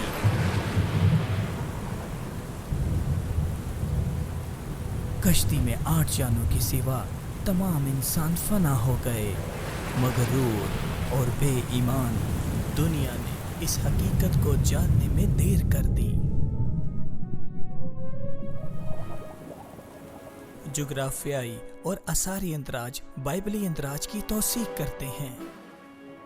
सहरा से हिमालय तक बहरी असार दुनिया के अजीम सहराओं और पहाड़ों में से दरियाफ्त किए जा सकते हैं। खुदा अपनी शफकत में साबिर है, लेकिन अदल में मुनसिफ है। वो गुनाह की अदालत करता है।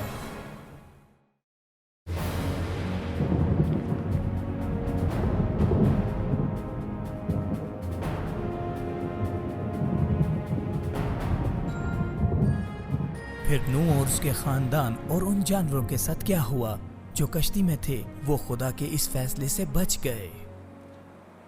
پھر خدا نے نوح کو اور کل جاندار اور کل چپایوں کو جو اس کے ساتھ کشتی میں تھے یاد کیا، اور خدا نے زمین پر ایک ہوا چلائی اور پانی رک گیا۔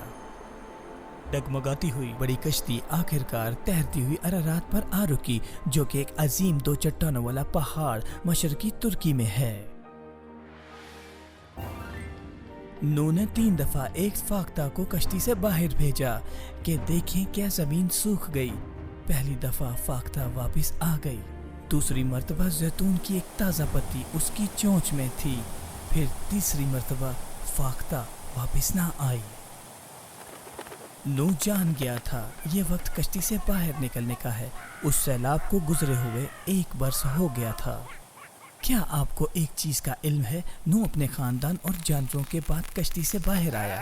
تب نوح نے خداوند کے لیے ایک مذبح بنایا اور سب چوپایوں اور پاک پرندوں میں سے تھوڑے سے لے کر اس مذبح پر سوختنی قربانیاں چڑھائی، اور خداوند نے ان کی راحت انگیز خوشبو لی۔ اور خداوند نے اپنے دل میں کہا کہ میں پھر کبھی زمین پر لعنت نہیں بھیجوں گا۔ خدا کی شفقت اور انصاف بدلے نہیں تھے، ابھی بھی گناہ کی سزا صرف موت تھی۔ اسی لیے نوح نے بے گناہ جانوروں کا خون بہایا اور ان کی خال کو مذبح پر جلایا، اور آسمان اور زمین خدا اور انسان کے درمیان اسے عارضی طور پر روک دیا۔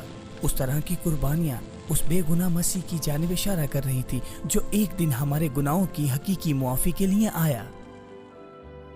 اور خدا نے نوح کو اور اس کے بیٹوں کو برکت دی اور ان کو کہا کہ بارور ہو اور بڑھو اور زمین کو معمور کرو۔ خدا نے زمین کے ساتھ ایک عہد بھی کیا۔ میں اپنی کمان کو بادل میں رکھتا ہوں، وہ میرے اور زمین کے درمیان عہد کا نشان ہوگی، اور ایسا ہوگا کہ جب میں زمین پر بادل لاؤں گا تو میری کمان بادل میں دکھائی دے گی، اور میں اپنے عہد کو جو میرے اور تمہارے اور ہر طرح کے جانداروں کے درمیان ہے یاد کروں گا، اور تمام جانداروں کے لیے پانی کا طوفان پھر نہ ہوگا۔ اس کا عہد ایک نشان کے طور پر خدا نے اس کمان کو جو بادلوں میں بھی اونچی تھی بے نقاب کیا۔ خداوند نے وعدہ کیا کہ وہ دوبارہ کبھی زمین پر عالمگیر سیلاب نہیں بھیجے گا۔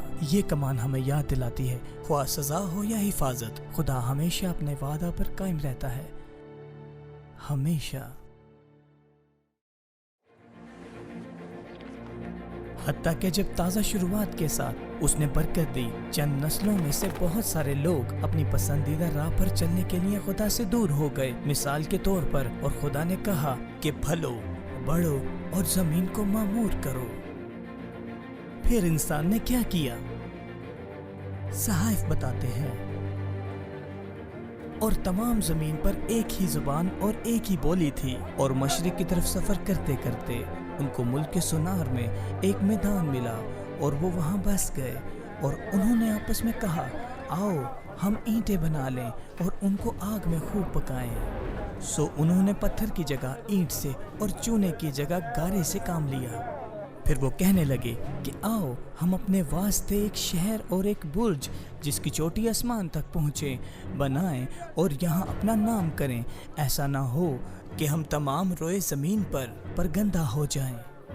خدا کے عظیم نام کی تعریف کرنے کے بجائے اس شہر کو بنانے والے چاہتے تھے کہ لوگ ان کی تعریف کریں۔ شیطان کی طرح وہ لوگ مغرور اور باغی روح کی گرفت میں آ گئے تھے۔ وہ لوگ ایسا برج بنانا چاہتے تھے جو آسمان تک پہنچے۔ وہ ان مذہبی لوگوں کی طرح تھے جو اپنی ذاتی کوششوں سے آسمان تک پہنچنا چاہتے تھے۔ وہ لوگ قائن کی طرح مذہبی تھے، لیکن وہ خدا کے انصاف اور معافی کے طریقے سے منکر تھے۔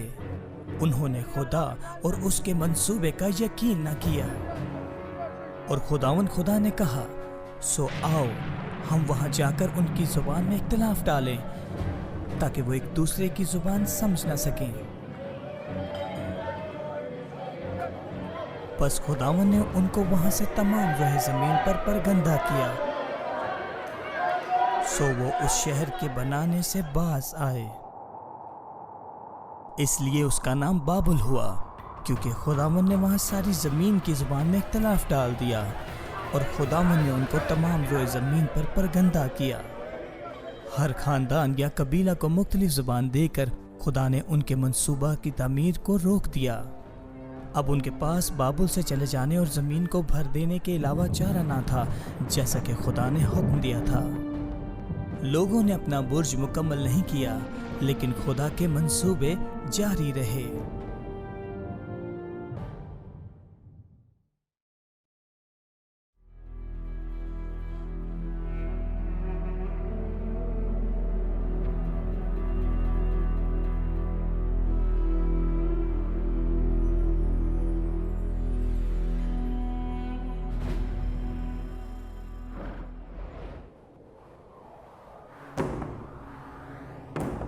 नूह नबी के दौर से 10 नस्लें होकर गुजरी थी। कौमों पर शैतान की गिरफ्त मजबूत थी, गालिबन ऐसा लगता था। खुदावन पर यकीन रखने के बजाय लोग अपने मजहब पर यकीन रखते थे। कुछ कौमें सूरज की परस्तिश करती थीं, बजाय उसके खालिक के। दीगर चांद को सजदा करती थीं। ये तकरीबन 1925 कबल मसीह था। अरब के शमाल मशरिक में वाक़िया एक मुल्क में अब्राम नामी एक बुजुर्ग रहता था। बाद में खुदा ने उसका नाम बदलकर अब्राहम रख दिया, मतलब कौमों का बाप। अब्राहम 75 बरस का था और उसकी बीवी सारा 65 बरस की थी और बे औलाद थी। उनके वालिदैन और पड़ोसी बुत परस्त थे और खालिक की बजाय तख्लीक हुई चीज़ों को पूजते थे। एक दिन खुदावन ने अब्राहम से कहा, तो अपने वतन और अपने नातेदारों के बीच से और अपने बाप के घर से निकलकर उस मुल्क में जा जो मैं तुझे दिखाऊंगा, और मैं तुझे एक बड़ी कौम बनाऊंगा और बरकत दूंगा और तेरा नाम सरफराज करूंगा, सो तो बाई से बरकत होगा। जो तुझे मुबारक कहें उनको मैं बरकत दूंगा, और जो तुझे लानत करे उस पर लानत करूंगा, और दुनिया के सब कबीले तेरे वसीला से बरकत पाएंगे। खुदावंद अब्राहम के साथ एक अहद करना चाहता था। अगर वो अपने बाप के घर को छोड़कर एक नामालूम मुल्क को जाएगा तो खुदावंद उसके लिए 2 बड़े काम करेगा। पहला, खुदा अब्राहम को एक बड़ी कौम का बाप बनाएगा। दूसरा, उस कौम के वसीला से खुदा हर कौम के लोगों को बरकत देगा। अगर अब्राहम खुदा पर भरोसा करे और तकमील करेगा तो वो उस कौम का बाप बनेगा जिससे अंबिया, सहाइफ और दुनिया का मुनज्जी होगा। अब्राहम ने क्या किया? ईमान ही के सबब से अब्राहम जब बुलाया गया तो हुक्म मानकर उस जगह चला गया जिसे मैं रास में लेने वाला था, और अगरचे जानता ना था कि मैं कहाँ जाता हूँ तो भी रवाना हो गया। अब्राहम और सारा के लिए अपने रिश्तेदारों को छोड़ना और अपने खानदानी मजहब से फिर जाना आसान ना था।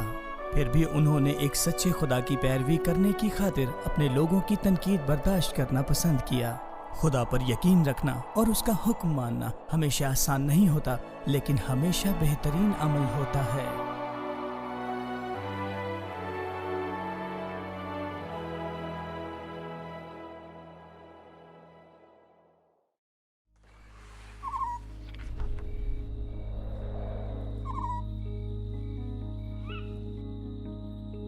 अब्राहम और उसकी बीवी बूढ़े थे, उनके कोई औलाद ना थी।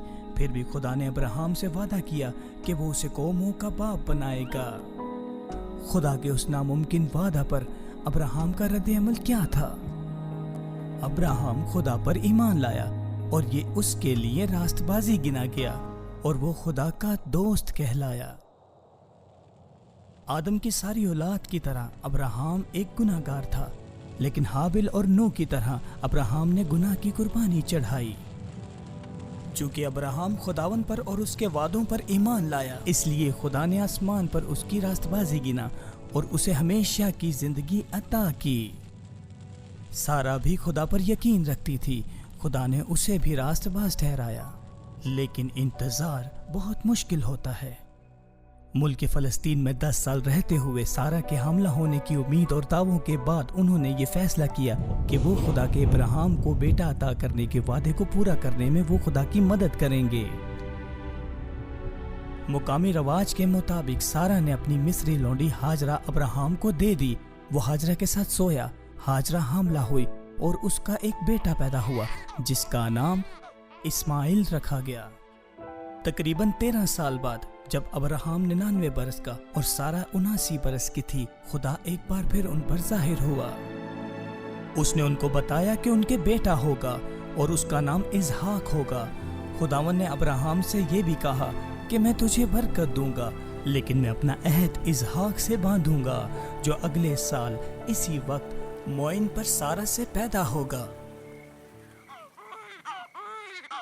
1 साल बाद सारा ने इजहाक को जन्म दिया जो वादा का बेटा था। देखो वो तस्वीर, अब्राहम और उसकी बीवी दिखाई दे रहे हैं ना, जो रात को आसमान को देख रहे हैं। वो खुदावन की वफादारी के लिए उसका शुक्रिया अदा कर रहे हैं। بعد میں ہاجرہ اور اسماعیل کو بھی نکال دیا گیا، لیکن خدا نے ان سے بھی بھلائی کی۔ خدا اس لڑکے کے ساتھ تھا اور وہ بڑا ہوا اور بیابان میں رہنے لگا، اور وہ تیز اور تند انداز بنا، اور وہ فاران کے بیابان میں رہتا تھا، اور اس کی ماں نے ملک مصر سے اس کے لیے بیوی لی۔ اسماعیل طاقتور اور عرب قوم کا باپ بن گیا، جس کو خدا نے کئی طرح سے برکت دی تھی۔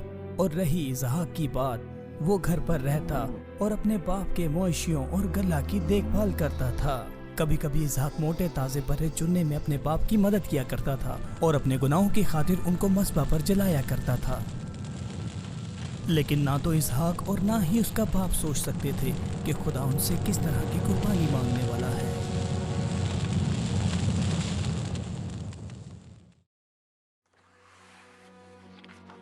خدا نے گناہ گاروں کو گناہ اور موت سے بچانے کی خاطر دنیا کے سامنے منصوبے کی پیشن گوئیاں اور جھلکیاں دکھانے کے لیے ابراہیم اور اس کے بیٹے سے کام لینے کا ارادہ کیا۔ خدا نے ابراہیم کا بہت سخت امتحان لینے کا منصوبہ بھی بنایا، اور اس سے ایک خوفناک کام کرنے کا بھی کہا، جس کی اس وقت تک سمجھ نہیں آئی جب تک وہ پورا نہ ہوا۔ اس وقت تک خدا پر ابراہیم کا یقین کامل ہو چکا تھا۔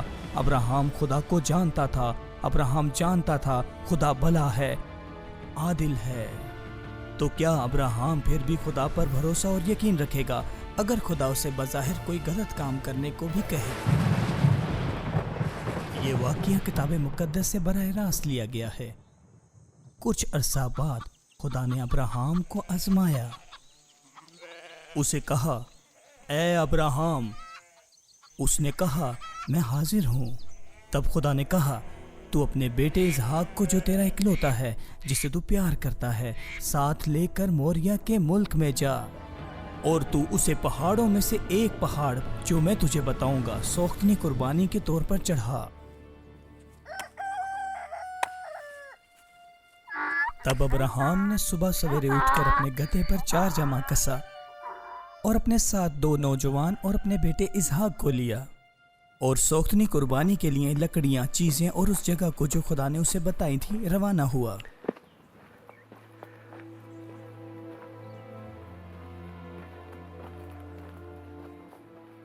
تیسرے دن ابراہیم نے نگاہ کی اور اس جگہ کو دور سے دیکھا۔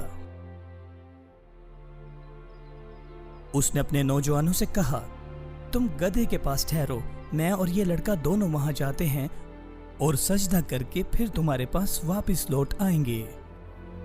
اور ابراہیم نے سوختنی قربانی کی لکڑیاں لے کر اپنے بیٹے پر رکھی، اور آگ اور چھری اپنے ہاتھ میں لے لی، اور دونوں روانہ ہوئے۔ تب اسحاق نے اپنے باپ ابراہیم سے کہا، اے باپ۔ ابراہیم نے جواب دیا، ہاں میرے بیٹے۔ آگ اور لکڑیاں تو ہیں، پر سوختنی قربانی کے لیے برہ کہاں ہے؟ ابراہیم نے کہا، اے میرے بیٹے، خدا آپ ہی اپنے واسطے سوختنی قربانی کے لیے برہ مہیا کرے گا۔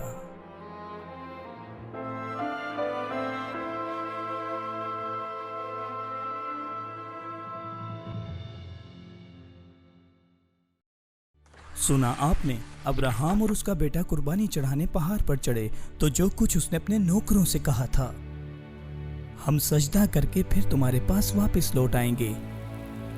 بھلا ابراہیم کا بیٹا کیسے واپس آ سکتا تھا جبکہ اس کو مار کر جلا دینا تھا؟ کتاب مقدس میں لکھا ہے، وہ سمجھا کہ خدا مردوں میں سے جلانے پر قادر ہے۔ خدا نے وعدہ کیا تھا کہ وہ اسحاق کو ایک نئی قوم کا باپ بنائے گا جس میں سے ماؤد نجات دہندہ آئے گا۔ خدا جھوٹ نہیں بول سکتا۔ ابراہیم کے لیے اتنا ہی کافی تھا۔ اسی دوران میں اسحاق کیا سوچ رہا تھا؟ وہ جانتا تھا وہ گناہگار ہے اور یہ کہ اپنے گناہوں کی خاطر موت کا مستحق تھا، اور وہ یہ بھی جانتا تھا کہ خدا اس کی جگہ کسی اور کو قبول کر لے گا۔ لیکن آج ہم مذبح پر بغیر کسی مینڈے یا برے کے جاتے ہیں۔ یہ بے معنی بات تھی۔ اسحاق نے اپنے باپ سے کہا، آگ اور لکڑیاں تو ہیں، پر سوختنی قربانی کے لیے برہ کہاں ہے؟ ابراہیم نے جواب دیا، اے میرے بیٹے، خدا آپ ہی اپنے واسطے سوختنی قربانی کے لیے برہ مہیا کرے گا۔ آئیے کہانی جاری رکھتے ہیں۔ جب وہ اس جگہ پہنچے جو خدا کی بنائی تھی، وہاں ابراہیم نے قربان گاہ بنائی اور اس پر لکڑیاں چنی اور اپنے بیٹے اسحاق کو باندھا اور اسے قربان گاہ پر لکڑیوں کے اوپر رکھا۔ اس نے ہاتھ بڑھا کر چھری لی کہ اپنے بیٹے کو ذبح کرے۔ تب خداوند کے فرشتہ نے اسے آسمان سے پکارا، ابراہیم، ابراہیم! اس نے کہا، میں حاضر ہوں۔ اس نے کہا، تو اپنا ہاتھ لڑکے پر نہ چلا اور نہ اس سے کچھ کر، کیونکہ میں اب جان گیا کہ تو خدا سے ڈرتا ہے، اس لیے کہ تو نے اپنے بیٹے کو بھی جو تیرا اکلوتا ہے مجھ سے دریغ نہ کیا۔ ابراہیم اور اس کا بیٹا بہت خوش ہوئے۔ لیکن جو قربانی مانگی گئی تھی اس کا کیا ہوا؟ ابراہیم نے نگاہ کی اور اپنے پیچھے ایک مینڈا دیکھا جس کے سینگ جھاڑی میں اٹکے تھے۔ خدا نے عوضی مہیا کر دیا۔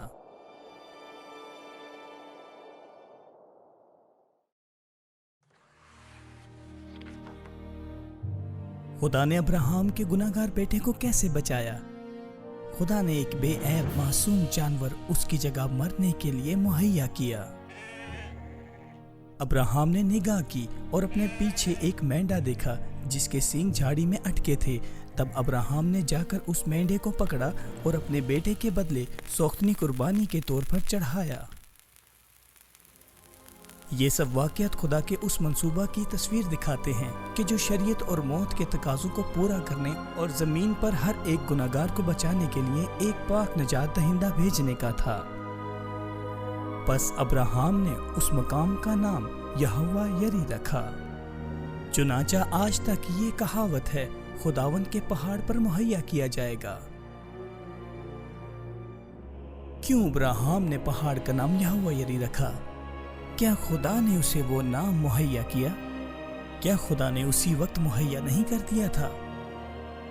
اس پہاڑ کا نام مہیا کیا جائے گا جب اسی پہاڑ پر نبی ابراہیم اس دن کی پیشن گوئی کر رہا تھا۔ خدا از خود بے حد قیمتی خون کی قربانی مہیا کرے گا جسے وہ دنیا کے گناہوں کی پوری قیمت کے طور پر قبول کرے گا، تاکہ جو کوئی اس قربانی پر ایمان لائے ہلاک نہ ہو بلکہ ہمیشہ کی زندگی پائے۔ ابراہیم کے مذبح پر مینڈے کی قربانی دینے کے تقریباً 1900 سال بعد موعود نجات دہندہ خود پلٹ کر اس تاریخی واقعے کو دیکھ کر کہے گا، تمہارا باپ ابراہیم میرا دن دیکھنے کی امید پر خوش تھا، چنانچہ اس نے دیکھا اور خوش ہوا۔ جیسے ہی اس برہ کا دھواں آسمان کی طرف اٹھا، خدا نے ابراہیم کو مستقبل کی سوختنی قربانی کی جھلک دکھائی جو اسی پہاڑی کی چوٹی پر چڑھائی جانے والی تھی۔ اپنے بیٹے کے سوال برہ کہاں ہے کا ابراہیم کا فوراً یہ جواب دینا گہرا مطلب رکھتا ہے۔ اے میرے بیٹے، خدا آپ ہی اپنے واسطے سوختنی قربانی کے لیے برہ مہیا کرے گا۔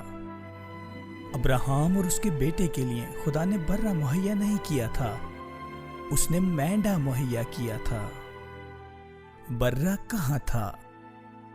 صحیح وقت پر خدا خود جواب مہیا کرے گا۔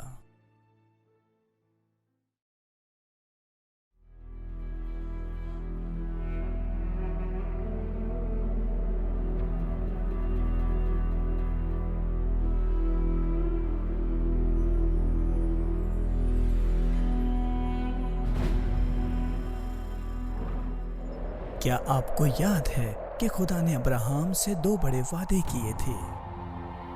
پہلے خدا نے کہا تھا، میں تجھے ایک بڑی قوم بناؤں گا۔ خدا صادق القول ہے۔ ابراہیم سے اسحاق، اسحاق سے یعقوب اور یعقوب سے 12 بیٹے ہوئے جن کے خاندان اسرائیل کے 12 قبیلے بن گئے۔ خدا نے یہ بھی کہا، زمین کے سب قبیلے تیرے وسیلہ سے برکت پائیں گے۔ خدا اپنے وعدہ کا یہ حصہ بھی پورا کرے گا۔ اس خاص اور اکثر بغاوت کرنے والی قوم کے ساتھ کام کر کے خدا زمین کی سب قوموں کو دکھانا چاہتا تھا کہ وہ کیسا خدا ہے اور کیسے گناہگار اس کے پاس آ سکتے ہیں۔ جب بھی خدا نے اس قوم کی حفاظت کی، وہ مجھے اور آپ کو برکت دینے کے لیے اپنے منصوبہ کی حفاظت کر رہا تھا۔ क्योंकि उस कौम के अंबियाए किताब मुकद्दस और मौत नजात दहिंदा आने को था। खुदा का पोशीदा मंसूबा आगे बढ़ रहा था।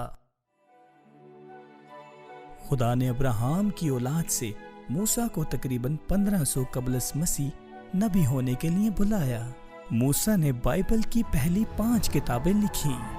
खुदा ने अब्राहम की नस्ल के 30 लाख अफराद को 400 बरस की गुलामी से निकालने के लिए मूसा को उनका रहनुमा बनाया। खुदा खुद उस वीरान बियाबान में दिन को बादल के सतून का साया और रात को आग के सतून से रोशनी फराम करके रहनुमाई करता था। उसने अपने कवि बाजू से बहरे कुलसम में बच निकलने का राह बनाया। उनको आसमान से रोटी दी और चट्टान से पानी, और उन्हें कोहे सीना पर ले आया। उस पहाड़ के दामन में खुदा ने लोगों को बताया,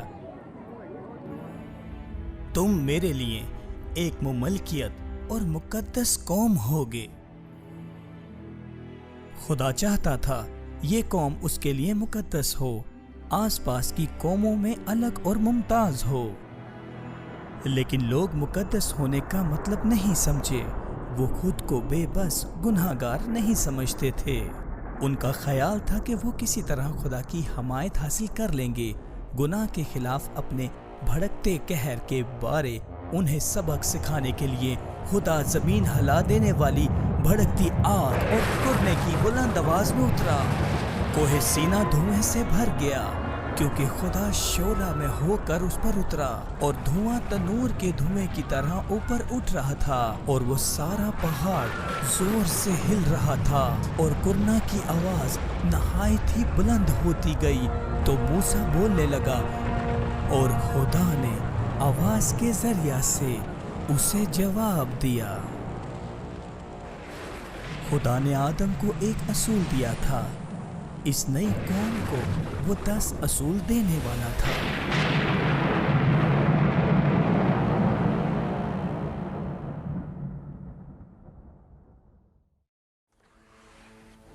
उस कौम के ज्यादातर लोगों का ख्याल था कि वो इतने अच्छे हैं कि खुदा के लोग बन सकते हैं।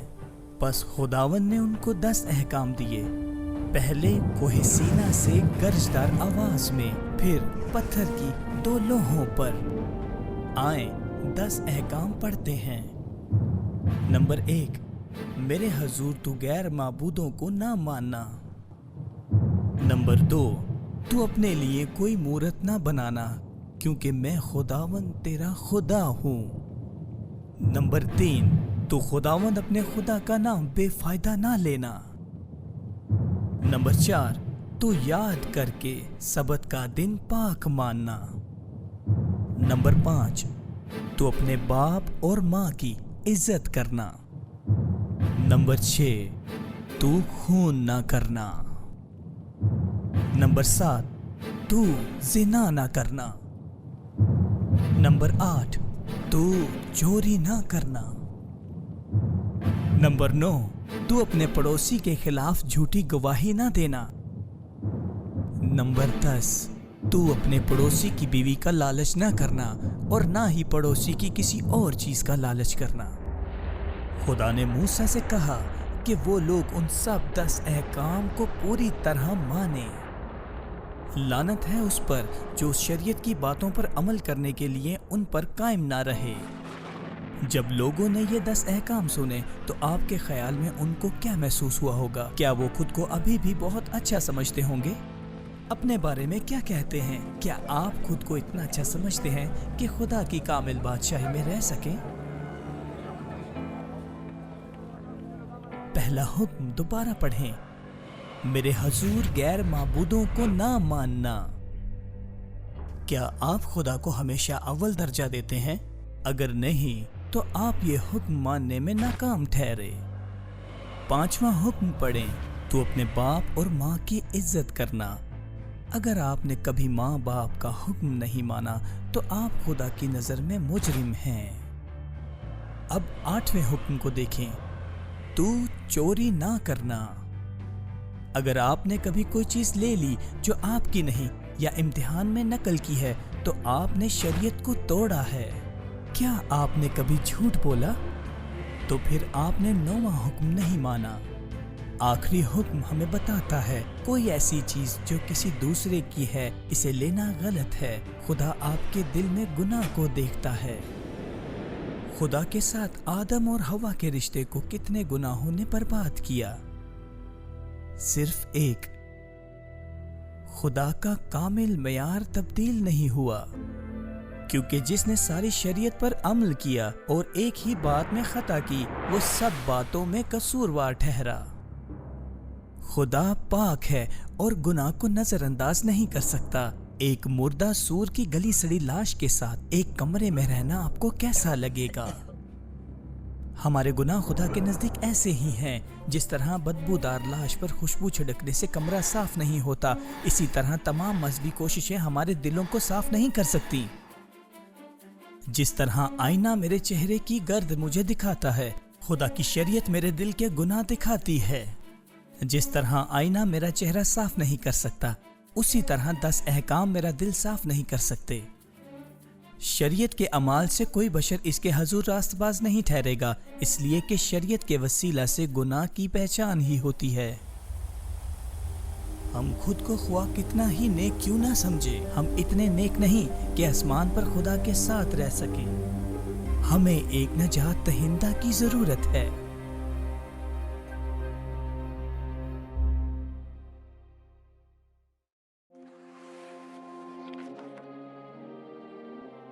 دس احکامات نے اس نئی قوم کو صحیح اور غلط کا درست معیار دیا۔ یہ ایک اچھی بات تھی، لیکن خدا کی شریعت ایک بری خبر بھی لائی۔ اس نے لوگوں پر ظاہر کیا کہ اپنے گناہوں کے سبب ان کا مرنا اور خدا سے جدا ہونا ضروری ہے، یوں وہ ایک بڑی مصیبت میں ہیں۔ خوشخبری یہ تھی کہ خداوند ان کے گناہوں کو ڈھانپنے کے لیے اب بھی بیلوں، بکروں، بروں اور قمریوں کے بہائے ہوئے خون کو قبول کرتا تھا۔ جب خدا نے گرجدار آواز میں 10 احکام دیے تو خدا نے موسیٰ سے اسی دن کہا، تو قربان گاہ بنا اور اس پر اپنی سوختنی قربانیاں گزران۔ کیا تم موسیٰ کو برہ کے سر پر ہاتھ رکھے دیکھتے ہو؟ کیا تم نے دیکھا لوگ اپنے ہاتھ برہ کی طرف بڑھائے ہوئے ہیں؟ کیونکہ وہ خدا اور اس کے معاف کرنے کے طریقہ پر ایمان رکھتے ہیں۔ ان کے گناہ اس معصوم برے پر لادے جا رہے ہیں، پھر اس برہ کو مذبح پر ذبح کر دیا جائے گا۔ بہائے گئے خون سے لوگوں کے گناہ ڈھانپے جائیں گے، پھر اس جانور کا بدن جل کر راکھ ہو جائے گا۔ راکھ سے لوگ جان جائیں گے کہ خدا نے ان کے گناہوں کے ساتھ کیا کیا، یعنی وہ معاف ہوئے۔ لیکن گناہوں کی معافی کے لیے جانوروں کی قربانی کا یہ طریقہ خدا کے اصل تقاضے کا صرف ایک عکس تھا۔ ان ایک ہی طرح کی قربانیوں سے جو ہر سال بلا ناگہ گزرانی جاتی ہیں، پاس آنے والوں کو ہرگز کامل نہیں کر سکتی، ورنہ ان کا گزراننا موقوف نہ ہو جاتا، کیونکہ جب عبادت کرنے والے ایک بار پاک ہو جاتے تو پھر ان کا دل ان کو گناہگار نہ ٹھہراتا۔ مگر اس کے بالکل برعکس ہوا، بلکہ وہ قربانیاں سال بہ سال گناہوں کو یاد دلاتی ہیں، کیونکہ ممکن نہیں کہ بیلوں اور بکروں کا خون گناہوں کو دور کرے۔ جانور خدا کی شبیہ پر نہیں بنے۔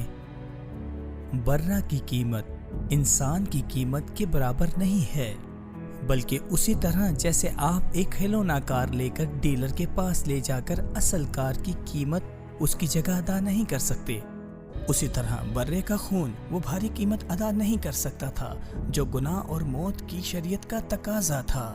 ایک بہتر قربانی کی ضرورت تھی، جبکہ جانور کی قربانی دنیا کے گناہ کا قرض ادا نہیں کر سکتی، البتہ وہ گناہگاروں کو اس ہستی کی شبیہ دکھاتا ہے جو فدیہ دے سکتا ہے۔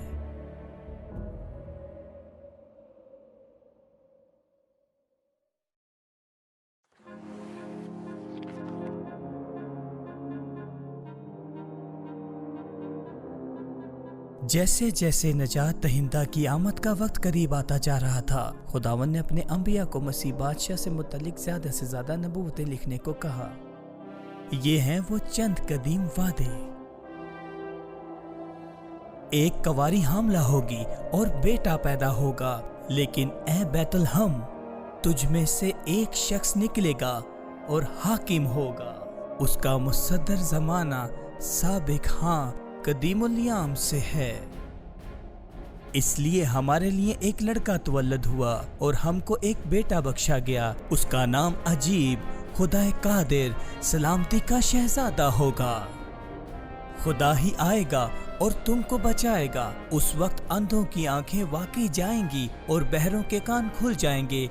तब लंगड़े हिरन की मानिंद चौकड़ियां भरेंगे, जिस तरह बर्रा जिसे ज़िबा करने को ले जाते हैं। वो मेरे हाथ और मेरे पांव छेदते हैं। मौत नजात दहिंदा आ रहा है, लेकिन कब और वो कौन होगा? ये नबूवतें कैसे पूरी होंगी?